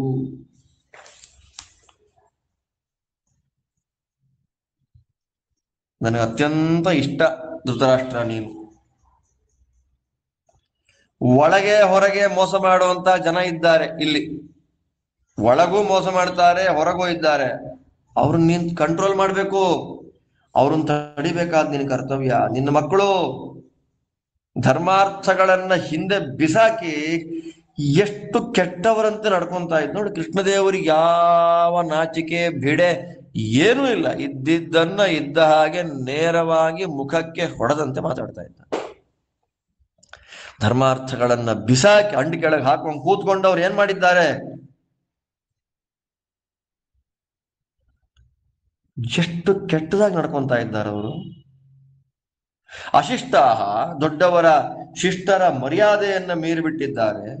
ಲೋಭ, ಮನಸ್ಸನ್ನ ಹಾಳು ಮಾಡ್ಕೊಂಡಿದ್ದಾರೆ. ಸ್ವೇಷು ಬಂಧುಷು ಮುಖ್ಯೇಶು, ಯಾರೋ ದೂರದ ಬಂಧುಗಳಲ್ಲ, ಬಾದರಾಯಣ ಸಂಬಂಧ ಅಲ್ಲ, ನೇರವಾದ ಸಂಬಂಧ, ಚಿಕ್ಕಪ್ಪನ ಮಕ್ಕಳ ಮೇಲೆ ಈ ತರ ನಡ್ಕೊಂತಾ ಇದ್ದಾರೆ ಅವರು. ನಿನಗೆಲ್ಲ ಗೊತ್ತಿದೆ, ಈ ದೊಡ್ಡ ಅಪರಾಧ, ಇದರಿಂದ ಆಪತ್ತು ಕೌರವರ ಮಧ್ಯೆ ಹುಟ್ಟಿದೆ. ಇದನ್ನ ಹಾಗೆ ಬಿಟ್ಟು ಬಿಟ್ರೆ ಭೂಮಿನೇ ನಾಶ ಮಾಡಿಬಿಡುತ್ತೆ. ನಾವು ಜಾಗೃತಿ ಆಗಿರ್ಬೇಕು ಧೃತರಾಷ್ಟ್ರ. ಇದನ್ನ ಕಂಟ್ರೋಲ್ ಮಾಡಕ್ಕಾಗತ್ತೆ ನಿನಗಿಷ್ಟ ಇದ್ರೆ. ಎಂಥ ಮಾತು ನೋಡಿ, ತೂಕದ ಮಾತು ಕೃಷ್ಣದೇವರದ್ದು. ನಿನಗೇನಾದ್ರೂ ಇಷ್ಟ ಇದ್ರೆ, ಇಫ್ ಯು ವಾಂಟ್, ನಿನಗೇನಾದ್ರೂ ಇಷ್ಟ ಇದ್ರೆ ಇದನ್ನ ಕಂಟ್ರೋಲ್ ಮಾಡಕ್ಕಾಗುತ್ತೆ, ನಾನು ಮಾಡಬಹುದು. ಆದ್ರೆ ಎಷ್ಟು ಕಷ್ಟಪಟ್ರು ಕಂಟ್ರೋಲ್ ಮಾಡಿದ್ರೆ ಒಂದು ವೇಳೆ ಸಂಧಿ ಕಷ್ಟವೇನಲ್ಲ. ಇದು ನನ್ನ ಒಪಿನಿಯನ್. ದುಷ್ಟತನ, ನಿನ್ನ ಮಕ್ಕಳ ದುಷ್ಟತನವನ್ನ ನೀನು ಕಂಟ್ರೋಲ್ ಮಾಡಿದ್ರೆ ಮೇ ಬಿ ಸಂಧಿ ಪಾಸಿಬಲ್. ಈ ಸಂಧಿ ಅನ್ನೋದು ಯಾರನ್ನ ಡಿಪೆಂಡ್ ಮಾಡ್ಕೊಂಡಿದೆ, ನಿನ್ನ ಡಿಪೆಂಡ್ ಮಾಡ್ಕೊಂಡಿದೆ. ನೀನು ನಿನ್ನ ಮಕ್ಕಳನ್ನ ತಡೆ. ಸ್ಥಾಪಯಿಷ್ಯಾಮ್ಯಹಂ ಪರಾನ್, ಅಲ್ಲಿ ಪರ ಅನ್ನೋದಕ್ಕೆ ಬೇರೆಯವರು ಅಂತ ಅರ್ಥ, ಪರ ಅನ್ನೋದಕ್ಕೆ ಉತ್ತಮರು ಅಂತ. ನಿಮ್ಮೆಲ್ಲರಿಗಿಂತ ಅತ್ಯಂತ ವಿದ್ಯೆಯಲ್ಲಿ, ಬಲದಲ್ಲಿ, ವೀರ್ಯದಲ್ಲಿ, ಪರಾಕ್ರಮದಲ್ಲಿ, ತೇಜಸ್ಸಿನಲ್ಲಿ ಪರಾನ್ ಉತ್ಕೃಷ್ಟರಾದ ಪಾಂಡವರನ್ನ ತಡೆಯೋ ಜವಾಬ್ದಾರಿ ನಂದು.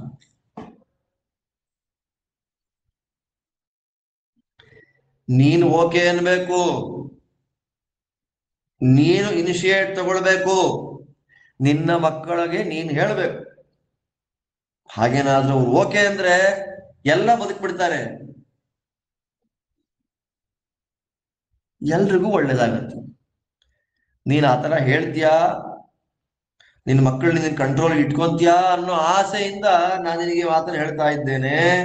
ನಿನ್ನ ಮಕ್ಕಳಿಗೂ ಒಳ್ಳೇದಾಗತ್ತೆ, ಪಾಂಡವರಿಗೂ ಹಿತ ಆಗತ್ತೆ. ನೋಡಪ್ಪ, ನಿನ್ನ ಮಕ್ಕಳು ತಪ್ಪು ಮಾಡದೇ ಇರುವಂತೆ ಮಾಡು. ನೋಡಿ ಅಂತ ಉಪದೇಶ ನೋಡಿ. ಎಲ್ಲರೂ ಒಂದೇ ಆಗ್ಬಿಟ್ರೆ, ಕೌರವ ಪಾಂಡವರಲ್ಲಿ ಗಲಾಟೆ ಇಲ್ಲದೆ ಅವರೆಲ್ಲ ಒಂದೇ ಆಗ್ಬಿಟ್ರೆ ಎಷ್ಟು ಚೆನ್ನಾಗಿರುತ್ತೆ. ನಿನ್ನನ್ನು ರಕ್ಷಣೆ ಮಾಡಲಿಕ್ಕೆ ಬೇರೆ ಯಾರು ಬೇಡ, ಪಾಂಡವರೇ ಸಾಕು. ಧರ್ಮಾರ್ಥಗಳನ್ನ, ಅದಕ್ಕೆ ಅನುಕೂಲವಾದ ಕರ್ಮಗಳನ್ನ ಮಾಡು. ಎಷ್ಟೇ ಪ್ರಯತ್ನ ಪಟ್ಟರು ಪಾಂಡವರನ್ನ ಸೋಲಿಸಕ್ಕಾಗಲ್ಲ. ಒಂದು ತೀರ್ಮಾನ ಮಾಡ್ಕೊಂಡ್ಬಿಡಿ. ಒಂದು ವೇಳೆ ನಿನ್ನನ್ನ ಪಾಂಡವರು ರಕ್ಷಣೆ ಮಾಡ್ತಾ ಇದ್ದಾರೆ, ಪಾಂಡವರ ರಕ್ಷಣೆಯಲ್ಲಿ ಧೃತರಾಷ್ಟ್ರ ಇದ್ದಾನೆ ಅಂದ್ರೆ ದೇವತೆಗಳು ಯುದ್ಧ ಮಾಡ್ಲಿಕ್ಕೆ ಬರೋದು. ದೇವತೆಗಳೇ ಗೆಲ್ಲಿಕ್ಕಾಗೋದಿಲ್ಲ, ಇಂದ್ರದೇವರಿಗೆ ಸಾಧ್ಯ ಇಲ್ಲ ಆದ ಮೇಲೆ ಇನ್ನು ಬೇರೆ ರಾಜರ ಕಥೆ ಏನು?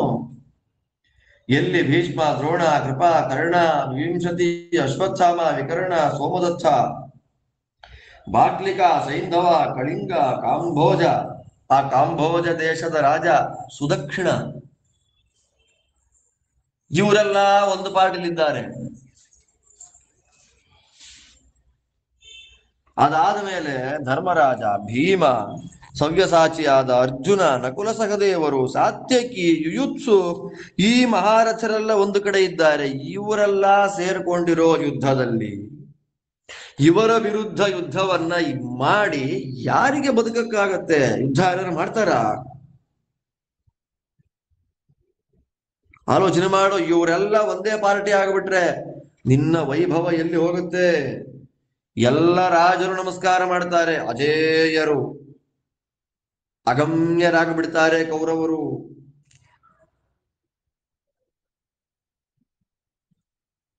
ಸಂಧಿ ಮಾಡ್ಕೋ. ನೀನು ಸಂಧಿ ಮಾಡಿಕೊಳ್ಳುವಂತೆ ಮಾಡಿಬಿಟ್ರೆ ನಿನ್ ಜೊತೆ ಎಲ್ಲ ಸಂಧಿಗೆ ಬಂದ್ಬಿಡ್ತಾರೆ, ಯುದ್ಧವೇ ಇರೋದಿಲ್ಲ. ನೀನು ಅಷ್ಟೇ, ನಿನ್ನ ಮಕ್ಕಳು, ಮೊಮ್ಮಕ್ಕಳು, ತಂದೆಯಂತ ಅಂದ್ರೆ ಉತ್ತಮರಾದ ಬಾಕ್ಲಿಕ ಮೊದಲಾದಂತಹ ಪಿತೃಗಳು, ಅಣ್ಣ ತಮ್ಮಂದಿರು, ಬಂಧುಗಳು, ಬಾಂಧವರು, ಈ ಎಲ್ಲರ ಜೊತೆ ಸಂತೋಷವಾಗಿ ಸುಖದಿಂದ ಬದುಕ್ಲಿಕ್ಕಾಗತ್ತೆ.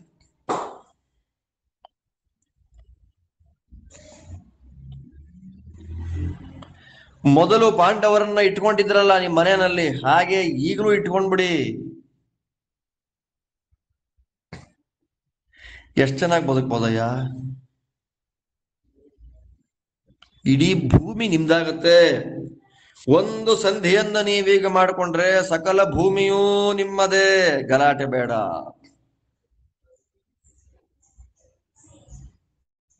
ಎಲ್ಲ ಭೂಮಿಯ ಸಕಲ ಭೋಗ ಭಾಗ್ಯಗಳನ್ನು ನೀವು ಒಬ್ಬರೇ ಭೋಗ ಮಾಡಬಹುದು.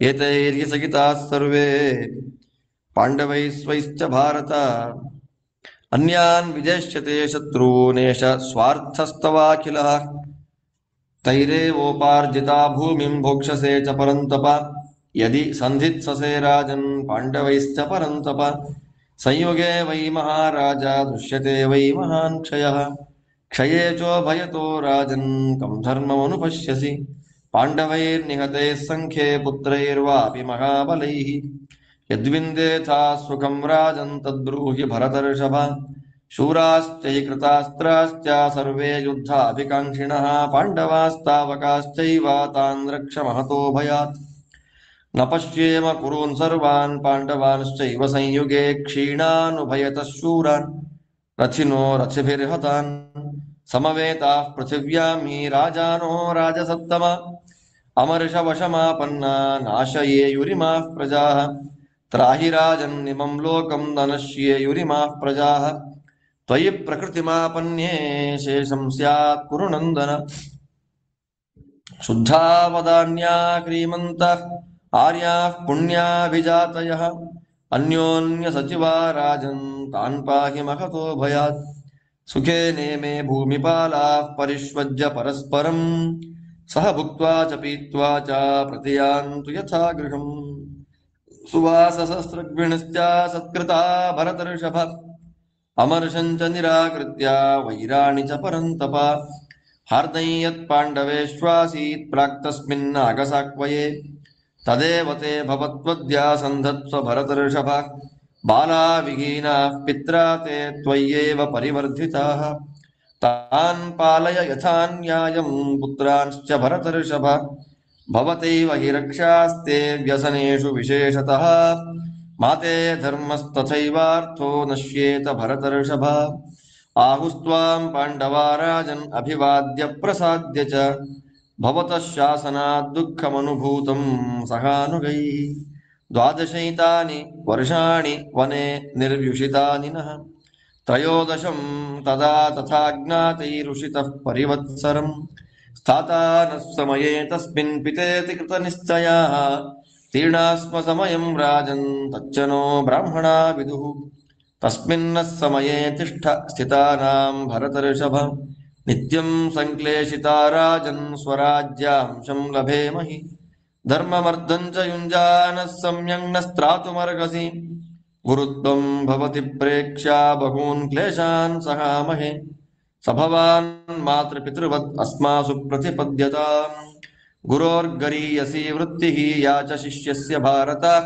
ವರ್ತಾಮಹೇ ತ್ವಯಿ ಚ ತಾಂ ತ್ವಂಚ ವರ್ತಸ್ವ ನಸ್ತಥಾ ಪಿತ್ರಾ ಸ್ಥಾಪಯಿತವ್ಯಾ ಹಿ ವಯಮುತ್ಪಥಮಾ ಸ್ಥಿತಾಃ ಸಂಸ್ಥಾಪಯ ಪತಿಷ್ವಾಸ್ಮಾನ್ ತಿಷ್ಠ ಧರ್ಮೇ ಸ್ವವರ್ತ್ಮನಿ ಆಹುಶ್ಚೇಮಾಂ ಪರಿಷದಂ ಪುತ್ರಾಸ್ತೆ ಭರತರ್ಷಭ ಧರ್ಮಜ್ಞೇಷು ಸಭಾಸತ್ಸು ನೇಹಯುಕ್ತಮಸಾಂಪ್ರತಂ ಯತ್ರ ಧರ್ಮೋ ಹ್ಯಧರ್ಮೇಣ ಸತ್ಯಂ ಯತ್ರಾದೃತೇನ ಚ ಹನ್ಯತೆ ಪ್ರೇಕ್ಷಮಾಣಾನಾಂ ಹತಾಸ್ತತ್ರ ಸಭಾಸದಃ ವಿದ್ಧೋ ಧರ್ಮೋ ಹ್ಯಧರ್ಮೇಣ ಸಭಾಂ ಯತ್ರ ಪ್ರಪದ್ಯತೆ ಧರ್ಮ ಏತಾನಾರುಜತಿ ಯಥಾ ನದ್ಯನುಕೂಲಜಾಂ. ಕೃಷ್ಣ ಎಷ್ಟು ಚೆನ್ನಾಗಿ ಹೇಳ್ತಾನೆ ನೋಡಿ. ಇವರೆಲ್ಲರೂ ಪಾಂಡವರು, ಆ ಜೊತೆಯಲ್ಲಿ ನಿನ್ನ ಮಕ್ಕಳು ಎಲ್ಲರೂ ಒಟ್ಟಿಗೆ ಇದ್ದು ಬಿಟ್ರೆ ಯಾವ ಶತ್ರು ನಿಮ್ಮ ಮೇಲೆ ಬರ್ತಾನಯ್ಯ?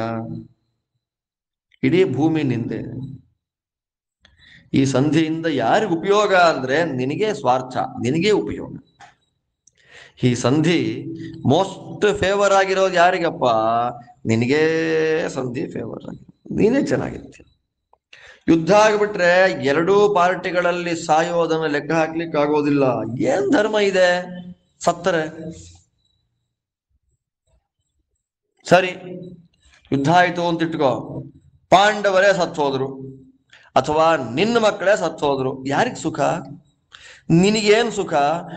ನನ್ನ ತಮ್ಮನ ಮಕ್ಕಳನ್ನ ಕೊಂದು ನಾನು ರಾಜ್ಯವನ್ನ ಪಡೆದೆ, ಏನು ಸುಖ ಇದೆ?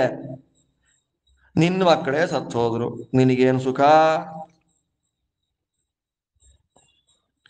ಇಲ್ದಿರೋರು ಯಾರು ಸಾಮಾನ್ಯ ಅಲ್ಲ, ಒಳ್ಳೆ ಶೌರ್ಯ ಇದೆ, ಎಲ್ಲ ಅಸ್ತ್ರಗಳನ್ನ ಗೆದ್ದಿದ್ದಾರೆ, ಶಸ್ತ್ರಗಳನ್ನ ಇಟ್ಕೊಂಡಿದ್ದಾರೆ.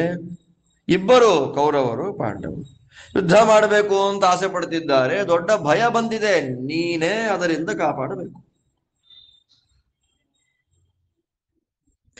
ಇಬ್ರು ಸಾಯೋದನ್ನ ನಾವ್ಯಾಕೆ ನೋಡೋಣ ಕೂತ್ಕೊಂಡು? ನೋಡಿ ಕೃಷ್ಣ ಎಷ್ಟು ಸಮಾಧಾನವಾಗಿ ಮಾತಾಡ್ತಾ ಇದ್ದಾನೆ. ಎರಡು ಪಾರ್ಟಿಯವರು ಸಾಯ್ತಾರೆ, ರಥಗಳನ್ನ ಹೊಡ್ಕೊಂಡು ಸಾಯ್ತಾರೆ. ನಾವ್ ಯಾಕೆ ನೋಡ್ಬೇಕು ಅದನ್ನ? ಬೇಡ, ಅದನ್ನ ನಾವು ಕಣ್ಣಿಂದ ನೋಡೋದು ಬೇಡ. ಸಿಟ್ಟಿಗೆ ವಶರಾಗಿ ಎಲ್ಲ ರಾಜರು ಒಂದು ಕಡೆ ಕೂತ್ಕೊಂಡಿದ್ದಾರೆ, ಎರಡು ಪಾರ್ಟಿಯಾಗಿ ಕೂತಿದ್ದಾರೆ.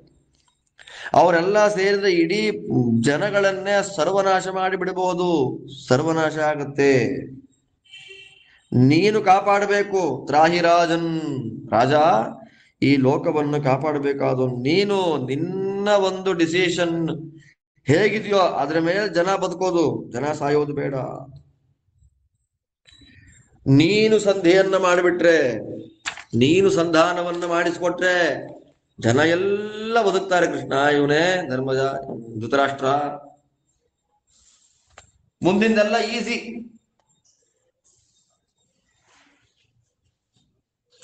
ಈ ರಾಜರೆಲ್ಲ ಸಾಮಾನ್ಯರಲ್ಲಪ್ಪ, ಎಲ್ಲ ಒಳ್ಳೆ ಶುದ್ಧವಾದ ಕ್ಯಾರೆಕ್ಟರ್, ಒಳ್ಳೆ ದಾನ ಮಾಡುವ ಸಾಮರ್ಥ್ಯ ಇದೆ, ಒಳ್ಳೆ ದಾಕ್ಷಿಣ್ಯ, ಒಳ್ಳೆ ನಡತೆ, ಒಳ್ಳೆ ವಂಶ.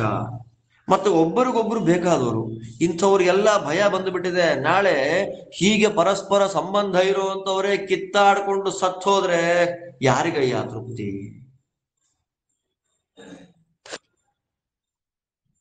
ಸಾಯ್ಬೇಕಾ?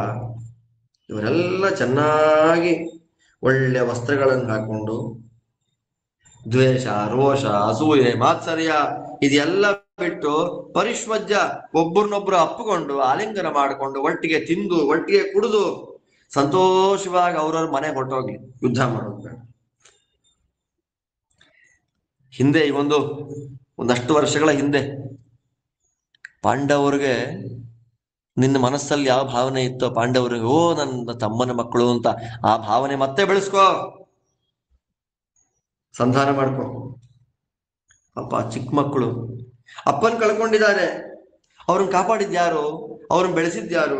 ನೀನೇ ಅಲ್ವಾ? ನಿನ್ನ ಮಕ್ಕಳನ್ನ ಮತ್ತೆ ನೋಡ್ಕೊಳ್ಬೇಕಾದ ಧರ್ಮ ನಿಂದೇ ಅಲ್ವೇನಯ್ಯ? ಕಷ್ಟ ಬಂದ ರಕ್ಷಣೆ ಮಾಡಬೇಕಾದ ನೀನೇ ಅಲ್ವಾ?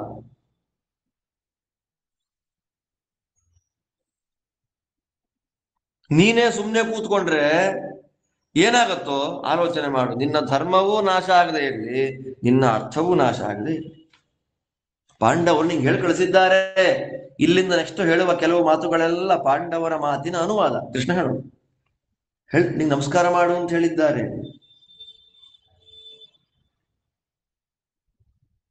ನಿನ್ನಿಂದ ದುಃಖ ಅನುಭವಿಸಿದ್ವಿ ನಾವು. 12 ವರ್ಷ ಕಾಡಲ್ಲಿ ಕಳೆದ್ವಿ, 1 ವರ್ಷ ಅಜ್ಞಾತವಾಸ ಮಾಡಿದ್ವಿ. ನಮ್ಮಪ್ಪ ವಾಪಸ್ಸು ಅಜ್ಞಾತವಾಸ ವನವಾಸ ಮುಗಿಸ್ಕೊಂಡು ಬಂದ್ರೆ ಅರ್ಧ ರಾಜ್ಯ ಕೊಡ್ತೀವಿ ಅಂತ ಪ್ರತಿಜ್ಞೆ ಏನ್ ಮಾಡಿದ್ದ ಹಾಗೇ ನಡ್ಕೊಳ್ತಾನೆ ಅಂತ ಎಕ್ಸ್ಪೆಕ್ಟ್ ಮಾಡಿದ್ವಿ. ಆದ್ರೆ ಏನಾಯ್ತು? ನಾವು 13 ವರ್ಷ ಕಳೆದ್ವಿ. ನಾವು 13 ವರ್ಷ ಕಳೆದ್ವೋ ಇಲ್ವೋ ನಮ್ಮ ಜೊತೆ ಇದ್ದ ಬ್ರಾಹ್ಮಣರಿಗೆ ಗೊತ್ತಾ ವಿಷಯ. ಆದ್ದರಿಂದ ನಾವು ನಮ್ಮ ಪ್ರತಿಜ್ಞೆಯನ್ನ ಅನುಷ್ಠಾನ ಮಾಡಿದ್ವಿ. ನೀನೇನ್ ಮಾಡ್ಬೇಕು ದೊಡ್ಡಪ್ಪ? ಈಗ ಹಾಗೆ ಮಾಡ್ಬೇಕಲ್ವಾ? ನಮಗೇನು ಪಾಲು ಬರಬೇಕೋ ಅದನ್ನ ನೀನ್ ಕೊಡಬೇಕಲ್ವ? ನಮ್ಮನ್ನು ಕಾಪಾಡ್ಬೇಕಲ್ವ? ಮಾತು ಕೊಟ್ಟು ಕಷ್ಟಪಟ್ಟು ವನವಾಸ ಅಜ್ಞಾತವಾಸ ಅನುಷ್ಠಾನ ಮಾಡ್ಲಿಲ್ವ? ನೀನ್ ದೊಡ್ಡೋನು, ನೀನ್ ದೊಡ್ಡೋನು.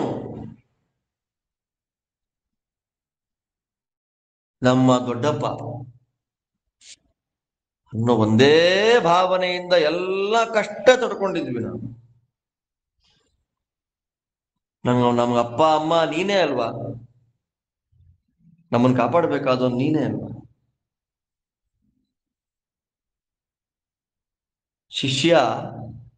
ಒಬ್ಬ ಶಿಷ್ಯ ಇದ್ದಾನೆ. ಗುರುಗಳ ವಿಷಯದಲ್ಲಿ ಹೇಗೆ ನಡ್ಕೊಳ್ಬೇಕೋ ಹಾಗೆ ನಡ್ಕೊಳ್ತಾನೆ. ನಾವು ಹಾಗಿದ್ದೇವೆ ನಿನ್ನ ವಿಷಯದಲ್ಲಿ. ಆದ್ರೆ ನೀನು ನಮ್ಮ ವಿಷಯದಲ್ಲಿ ಹಾಗೆ ನಡ್ಕೋಬೇಕಲ್ವಾ? ಮಕ್ಕಳೇನಾದ್ರೂ ಕೆಟ್ಟ ದಾರಿಗೆ ಬಂದ್ರೆ ಅವ್ರನ್ನ ಕೆಟ್ಟ ದಾರಿಗೆ ಹೋಗದೆ ಇರುವಂತೆ ತಡೆದು ಒಳ್ಳೆ ಮಾರ್ಗಕ್ಕೆ ತರಬೇಕಾದ ತಂದೆ.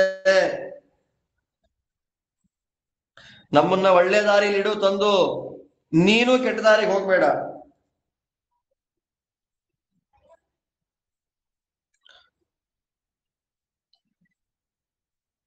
ಈ ಪರಿಷತ್ತೇನಿದೆ ಹೇಳ್ತಾನೆ ನೋಡಿ ಇಲ್ಲಿ, ಆಹುಷ್ಟೇಮಾಂ ಪರಿಷದಂ. ಈ ಪರಿಷತ್ತೇನಿದೆ, ಸಾಮಾನ್ಯವಾಗಿ ಪರಿಷತ್ತು ಅಂತಾರೆ. ಏನು ಪರಿಷತ್ತು ಅಂದ್ರೆ? ದೊಡ್ಡವರು ಹೇಳ್ತಾರೆ ಪರಿಷತ್ತು ಅಂತಂದ್ರೆ ಸಭೆ. ಆ ಸಭೆಯಲ್ಲಿ ಯಾರಿರ್ತಾರೆ ಅಂದ್ರೆ ನಮ್ಮಂತವರೆಲ್ಲ ಹೋಗಿ ಕೂತ್ಕೊಂಡ್ಬಿಡೋದಲ್ಲ ಸಭೆಯಲ್ಲಿ.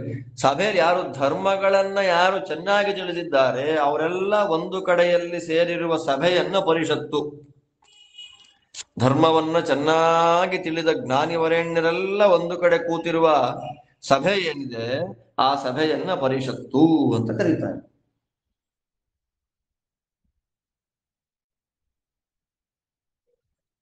ಆ ಪರಿಷತ್ತು ಅನ್ನೋ ಹೆಸರಿಗೆ ವಿರೋಧ ಬರಬಾರ್ದಲ್ವಾ? ಧರ್ಮವನ್ನ ತಿಳಿದವರಿರುವ ಸಭೆಯಲ್ಲಿ ಅಧರ್ಮ ಆಗಬಾರ್ದಲ್ವಾ? ಎಲ್ಲಿ ಸಭೆಯಲ್ಲಿ ಕೂತ ಜನಗಳು ನೋಡ್ತಾ ಇರುವಂತೆ ಧರ್ಮ ನಾಶ ಆಗ್ಬಿಡುತ್ತೆ, ಅಧರ್ಮದ ಅಭಿವೃದ್ಧಿ ಆಗತ್ತೆ, ಸತ್ಯ ಸುಳ್ಳಿಂದ ನಾಶ ಆಗ್ಬಿಡುತ್ತೆ, ಅಲ್ಲಿ ಕೂತಂತಹ ಸಭಾಸದರು ಸತ್ತಂತೆ. ಯಾವ ಸಭೆಯಲ್ಲಿ ಸತ್ಯ ಸುಳ್ಳಿನ ಆಟದಿಂದ ಮರೆಯಾಗಿ ಹೋಗ್ತದೋ, ಯಾವ ಸಭೆಯಲ್ಲಿ ಧರ್ಮ ಅಧರ್ಮದ ಆಟಾಟೋಪಕ್ಕೆ ಬಲಿಯಾಗಿ ನಾಶವಾಗುತ್ತೋ, ಆ ಸಭೆಯಲ್ಲಿ ಕೂತಂತಹ ಸಭಾಸದರು ಧರ್ಮಜ್ಞರು ಸತ್ತಂತೆ ಲೆಕ್ಕ, ಸತ್ತಂತೆ.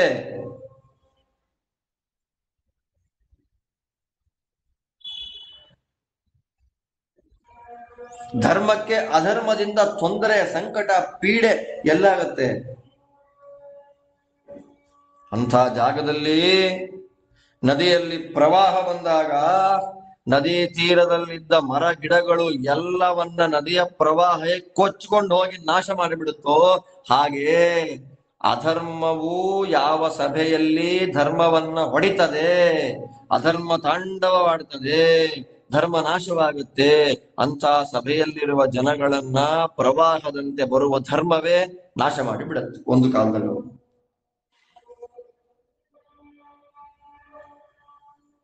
ಯೇ ಧರ್ಮಮನುಪಶ್ಯಂತಃ ತೂಷ್ಣೀಂ ಧ್ಯಾಯಂತಃ ಸತೆ ತೇ ಸತ್ಯಮಾಹುಃ ಧರ್ಮ್ಯಂ ಚ ನ್ಯಾಯಂ ಚ ಭರತರ್ಷಭ. ಶಕ್ಯಂ ಕಿಮನ್ಯದ್ವಕ್ತುಂ ತೇ ದಾನಾದನ್ಯಜ್ಜನೇಶ್ವರ ಬ್ರುವಂತು ವಾ ಮಹೀಪಾಲಾಃ ಸಭಾಯಾಂ ಯೇ ಸಮಾಸತೆ ಧರ್ಮಾರ್ಥೌ ಸಂಪ್ರಧಾರ್ಯೇ ವಾ ಯದಿ ಸತ್ಯಂ ಬ್ರವೀಮ್ಯಹಂ ಪ್ರಮುಂಚೆ ಮಾನ್ ಮೃತ್ಯುಪಾಶಾತ್ ಕ್ಷತ್ರಿಯಾನ್ ಪುರುಷರ್ಷಭ ಪ್ರಶಾಮ್ಯ ಭರತ ಶ್ರೇಷ್ಠ ಮಾಮನ್ಯುವಶಮನ್ವಗಾಃ ಪಿತ್ರ್ಯಂ ತೇಭ್ಯಃ ಪ್ರದಾಯಾಂಶಂ ಪಾಂಡವೇಭ್ಯೋ ಯಥೋಚಿತಂ ತತಃ ಸ ಪುತ್ರಃ ಸಿದ್ಧಾರ್ಥೋ ಭುಂಕ್ಷ ಭೋಗಾನ್ ಪರಂತಪ. ಅಜಾತಶತ್ರುಂ ಜಾನೀಷೆ ಸ್ಥಿತಂ ಧರ್ಮೇ ಸದಾಂ ಸದಾ ಸಪುತ್ರೇ ತ್ವಯಿ ವೃತ್ತಿಂಚ ವರ್ತತೆ ಯಾನ್ನರಾಧಿಪ ದ್ರೋಹಿತಶ್ಚ ನಿರಸ್ತಶ್ಚ ತ್ವಾಮೇವೋಪಾಶ್ರಿತಃ ಪುನಃ ಇಂದ್ರಪ್ರಸ್ಥಂ ತ್ವಯೈವಾಸೌ ಸಪುತ್ರೇಣ ವಿವಾಸಿತಃ ಸತತ್ರ ನಿರ್ವಸನ್ ಸರ್ವಾನ್ ವಶಮಾನೀಯ ಪಾರ್ಥಿವಾನ್ ತ್ವನ್ಮುಖಾನ್ ಕರೋದ್ರಾಜನ್ನ ಚ ತ್ವಾಮತ್ಯವರ್ತತ ತಸ್ಯೇವಂ ವರ್ತಮಾನಸ್ಯಾಸೌ ಬಲೇನ ಜಿಹೀರ್ಷತ ರಾಷ್ಟ್ರಾಣಿ ಧನಧಾನ್ಯಂ ಚ ಪ್ರಯುಕ್ತಃ ಪರಮೋಪಧಿಃ ಸತಾಮವಸ್ಥಾಂ ಸಂಪ್ರಾಪ್ಯ ಕೃಷ್ಣಂ ಪ್ರೇಕ್ಷ ಸಭಾಗತಾಂ ಕ್ಷತ್ರಧರ್ಮಾದಮೇಯಾತ್ಮ ನಾಕಂಪತ ಯುಧಿಷ್ಠಿರಃ ಅಹಂತು ತವ ತೇಷಾಂಚ ಶ್ರೇಯ ಇಚ್ಛಾಮಿ ಭಾರತ ಧರ್ಮಾದರ್ಥಾತ್ ಸುಖಾಚ್ಚೈವ ರಾಜನ್ಮಾನೀನಶಃ ಪ್ರಜಾಃ ಅನರ್ಥಮರ್ಥಂ ಮನ್ವಾನೋಪ್ಯರ್ಥಂ ಚಾನರ್ಥಮಾತ್ಮನಃ ಲೋಭೇತಿ ಪ್ರಸೃತಾನ್ ಪುತ್ರಾನ್ ನಿಗೃಹೀಷ್ವ ವಿಷಾಂಪತೆ ಸ್ಥಿತಾ ಶುಶ್ರೂಷಿತಂ ಪಾರ್ಥಾಃ ಸ್ಥಿತಾ ಯೋದ್ಧುಮರಿಂದಮಾಃ ಯತ್ತೇ ಪಥ್ಯತಮಂ ರಾಜನ್ ತಸ್ಮಿನ್ ತಿಷ್ಠ ಪರಂತಪ ತದ್ವಾಕ್ಯಂ ಪಾರ್ಥಿವಾಃ ಸರ್ವೇ ಹೃದಯೈಃ ಸಮಪೂಜಯನ್ ನ ತತ್ರ ಕಶ್ಚಿತ್ ವಕ್ತುಂ ಹಿ ವಾಚಂ ಪ್ರಾಕ್ರಾಮದಗ್ರತಃ. ಇದೇ ಸಂದರ್ಭದಲ್ಲಿ ಕಂಟಿನ್ಯೂ ಮಾಡ್ತಾನೆ ಕೃಷ್ಣ.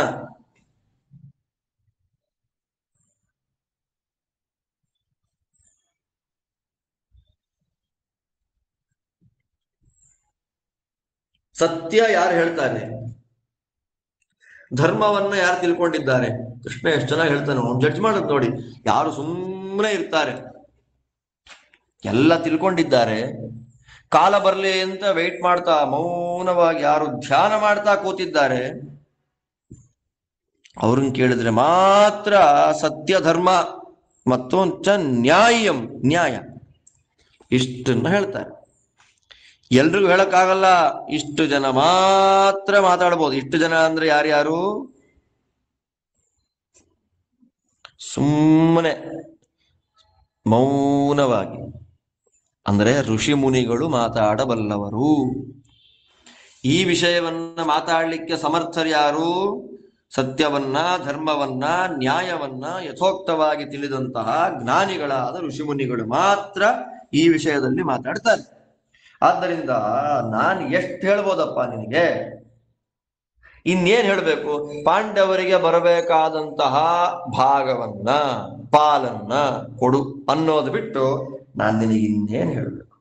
ನಾನೇನಾದ್ರೂ ತಪ್ಪು ಮಾಡಿದ್ರೆ ಅಥವಾ ನಾನೇನಾದ್ರೂ ಆಡಬಾರದ ಮಾತನ್ನ, ತಪ್ಪು ಮಾತನ್ನ ಈ ಸಭೆಯಲ್ಲಿ ಏನಾದ್ರೂ ನಾನು ಹೇಳಿದ್ರೆ ಏನ್ ತಪ್ಪು ಮಾತಾಡಿದ್ದೀನಿ ಅಂತ ಇಲ್ಲಿ ಕೂತಂತಹ ರಾಜರುಗಳು ಸ್ಪಷ್ಟವಾಗಿ ಹೇಳಿ.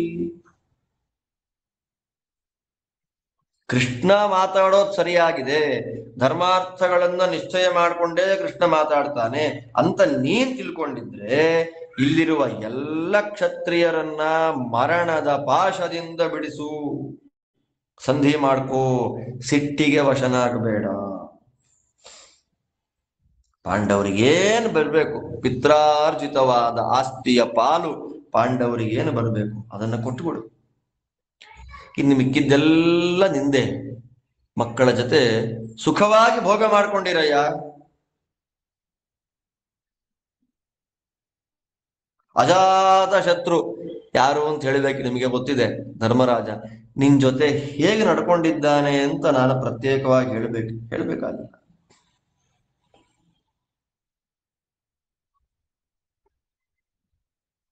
ಮೋಸ ಮಾಡಿದ್ರಿ, ಅವನಿಗೆ ದ್ರೋಹ ಮಾಡಿದ್ರಿ, ದೂರ ಹಾಕಿದ್ರಿ, ದೂರ ಬಿಸಾಡಿದ್ರಿ, ಊರಿಂದ ಆಚೆ ಹಾಕಿದ್ರಿ.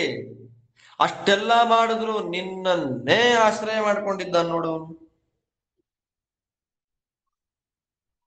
ಮೊದಲು ಹಸ್ತಿನಾವತಿಯಿಂದ ಇಂದ್ರಪ್ರಸ್ಥಕ್ಕೆ ದೂರ ಓಡಿಸಿದ್ರಿ. ಆ ಇಂದ್ರಪ್ರಸ್ಥದಲ್ಲಿ ಎಲ್ಲರನ್ನ ವಶ ಮಾಡಿಕೊಂಡು ತುಂಬಾ ಚೆನ್ನಾಗಿ ರಾಜ್ಯವನ್ನ ಪರಿಪಾಲನೆ ಮಾಡ್ತಾ ಎಲ್ಲ ರಾಜರುಗಳು ನಿಮಗೇ ವಶರಾಗುವಂತೆ ಮಾಡಿದ್ರು. ನಿನ್ನನ್ನೆಲ್ಲೂ ಮೀರಿ ಹೋಗಲಿಲ್ಲ. ಆದ್ರೂ ಆ ಶಕುನಿ ಮೋಸ ಮಾಡ್ದ.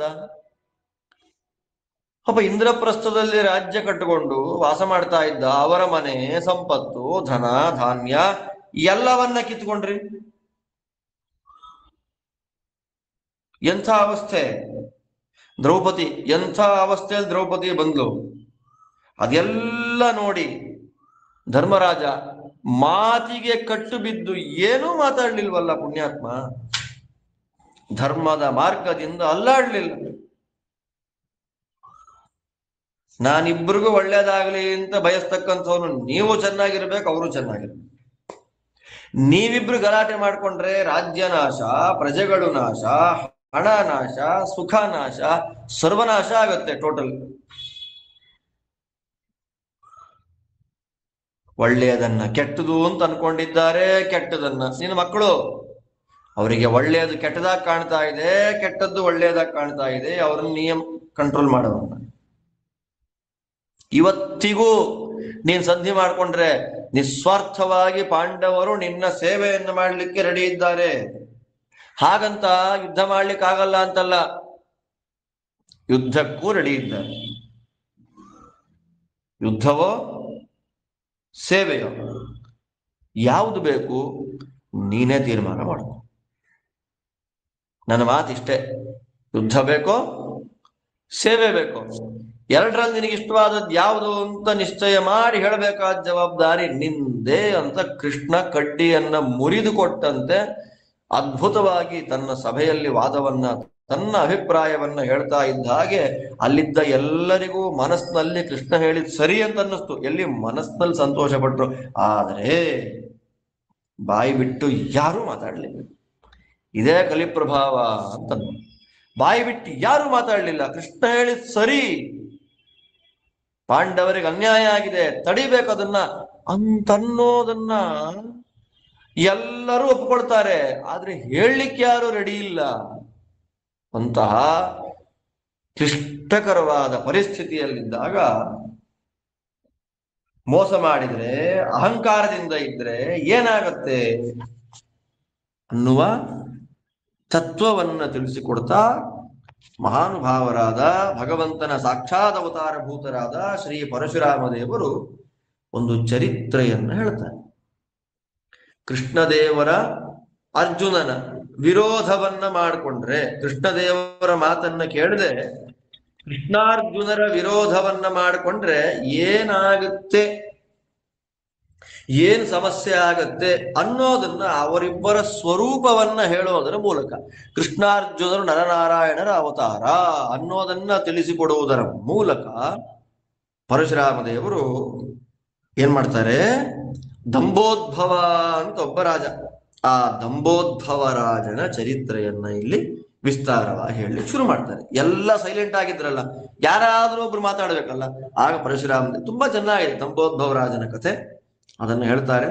ಆ ಎಲ್ಲ ಭಾಗವನ್ನು ಕೂಡ ಮತ್ತೆ ನಾಳೆ ಅನುಸಂಧಾನ ಮಾಡೋಣ ಅಂತ ಹೇಳ್ತಾ, ಇತಿ ಶ್ರೀಮನ್ ಮಹಾಭಾರತೆ ಶತಸಹಸ್ರಿಕಾಯಾಂ ಸಂಹಿತಾಯಾಂ ವೈಯಾಸಿಕ್ಯಾಂ ಉದ್ಯೋಗ ಪರ್ವಣಿ ಚತುರ್ನವತಿತಮೋಧ್ಯಾಯ ಭಗವದ್ಧ್ಯಾನ ಪರ್ವಣಿ ಪಂಚವಿಂಶೋಧ್ಯಾಯ. ಇಲ್ಲಿ ಕೃಷ್ಣದೇವರು ಸಭೆಯಲ್ಲಿ ಮಾತಾಡಿದರು ಅನ್ನುವಲ್ಲಿಗೆ ಶ್ರೀಮದ್ ವೇದವ್ಯಾಸ ವಿರಚಿತ ಲಕ್ಷ ಶ್ಲೋಕಾತ್ಮಕ ಶ್ರೀಮನ್ ಮಹಾಭಾರತ ಸಂಹಿತಾದಲ್ಲಿ ಉದ್ಯೋಗ ಪರ್ವದಲ್ಲಿ 94ನೇ ಅಧ್ಯಾಯ, ಭಗವದ್ಧ್ಯಾನ ಪರ್ವದಲ್ಲಿ 25ನೇ ಅಧ್ಯಾಯ ಮುಗಿತಾ ಇದೆ. ಜೊತೆಯಲ್ಲಿ ಇವತ್ತಿನ ಪಾಠವೂ ಮುಗಿಯುತ್ತೆ. ಇನ್ನು ಉಳಿದ ಪಾಠದ ಭಾಗವನ್ನ ದಂಬೋದ್ಭವ ರಾಜನ ಚರಿತ್ರೆಯನ್ನ, ನರನಾರಾಯಣರ ಪರಾಕ್ರಮ ವೈಭವ ಮಹಿಮೆಗಳನ್ನ ಪರಶುರಾಮ ದೇವರ ಬಾಯಲ್ಲಿ ಮತ್ತೆ ನಾಳೆಯಿಂದ ಕೇಳೋಣ ಅಂತ ಹೇಳ್ತಾ ಇವತ್ತಿನ ಪಾಠ ಮುಗಿಸ್ತಾ ಇದ್ದೇನೆ. ನಿಮ್ಮೆಲ್ಲರಿಗೂ ಸ್ವಾಮಿ ವೇದವ್ಯಾಸ ಅನುಗ್ರಹ ಮಾಡಲಿ. ಶ್ರೀಕೃಷ್ಣ ಅರ್ಪಣಮಸ್ತು.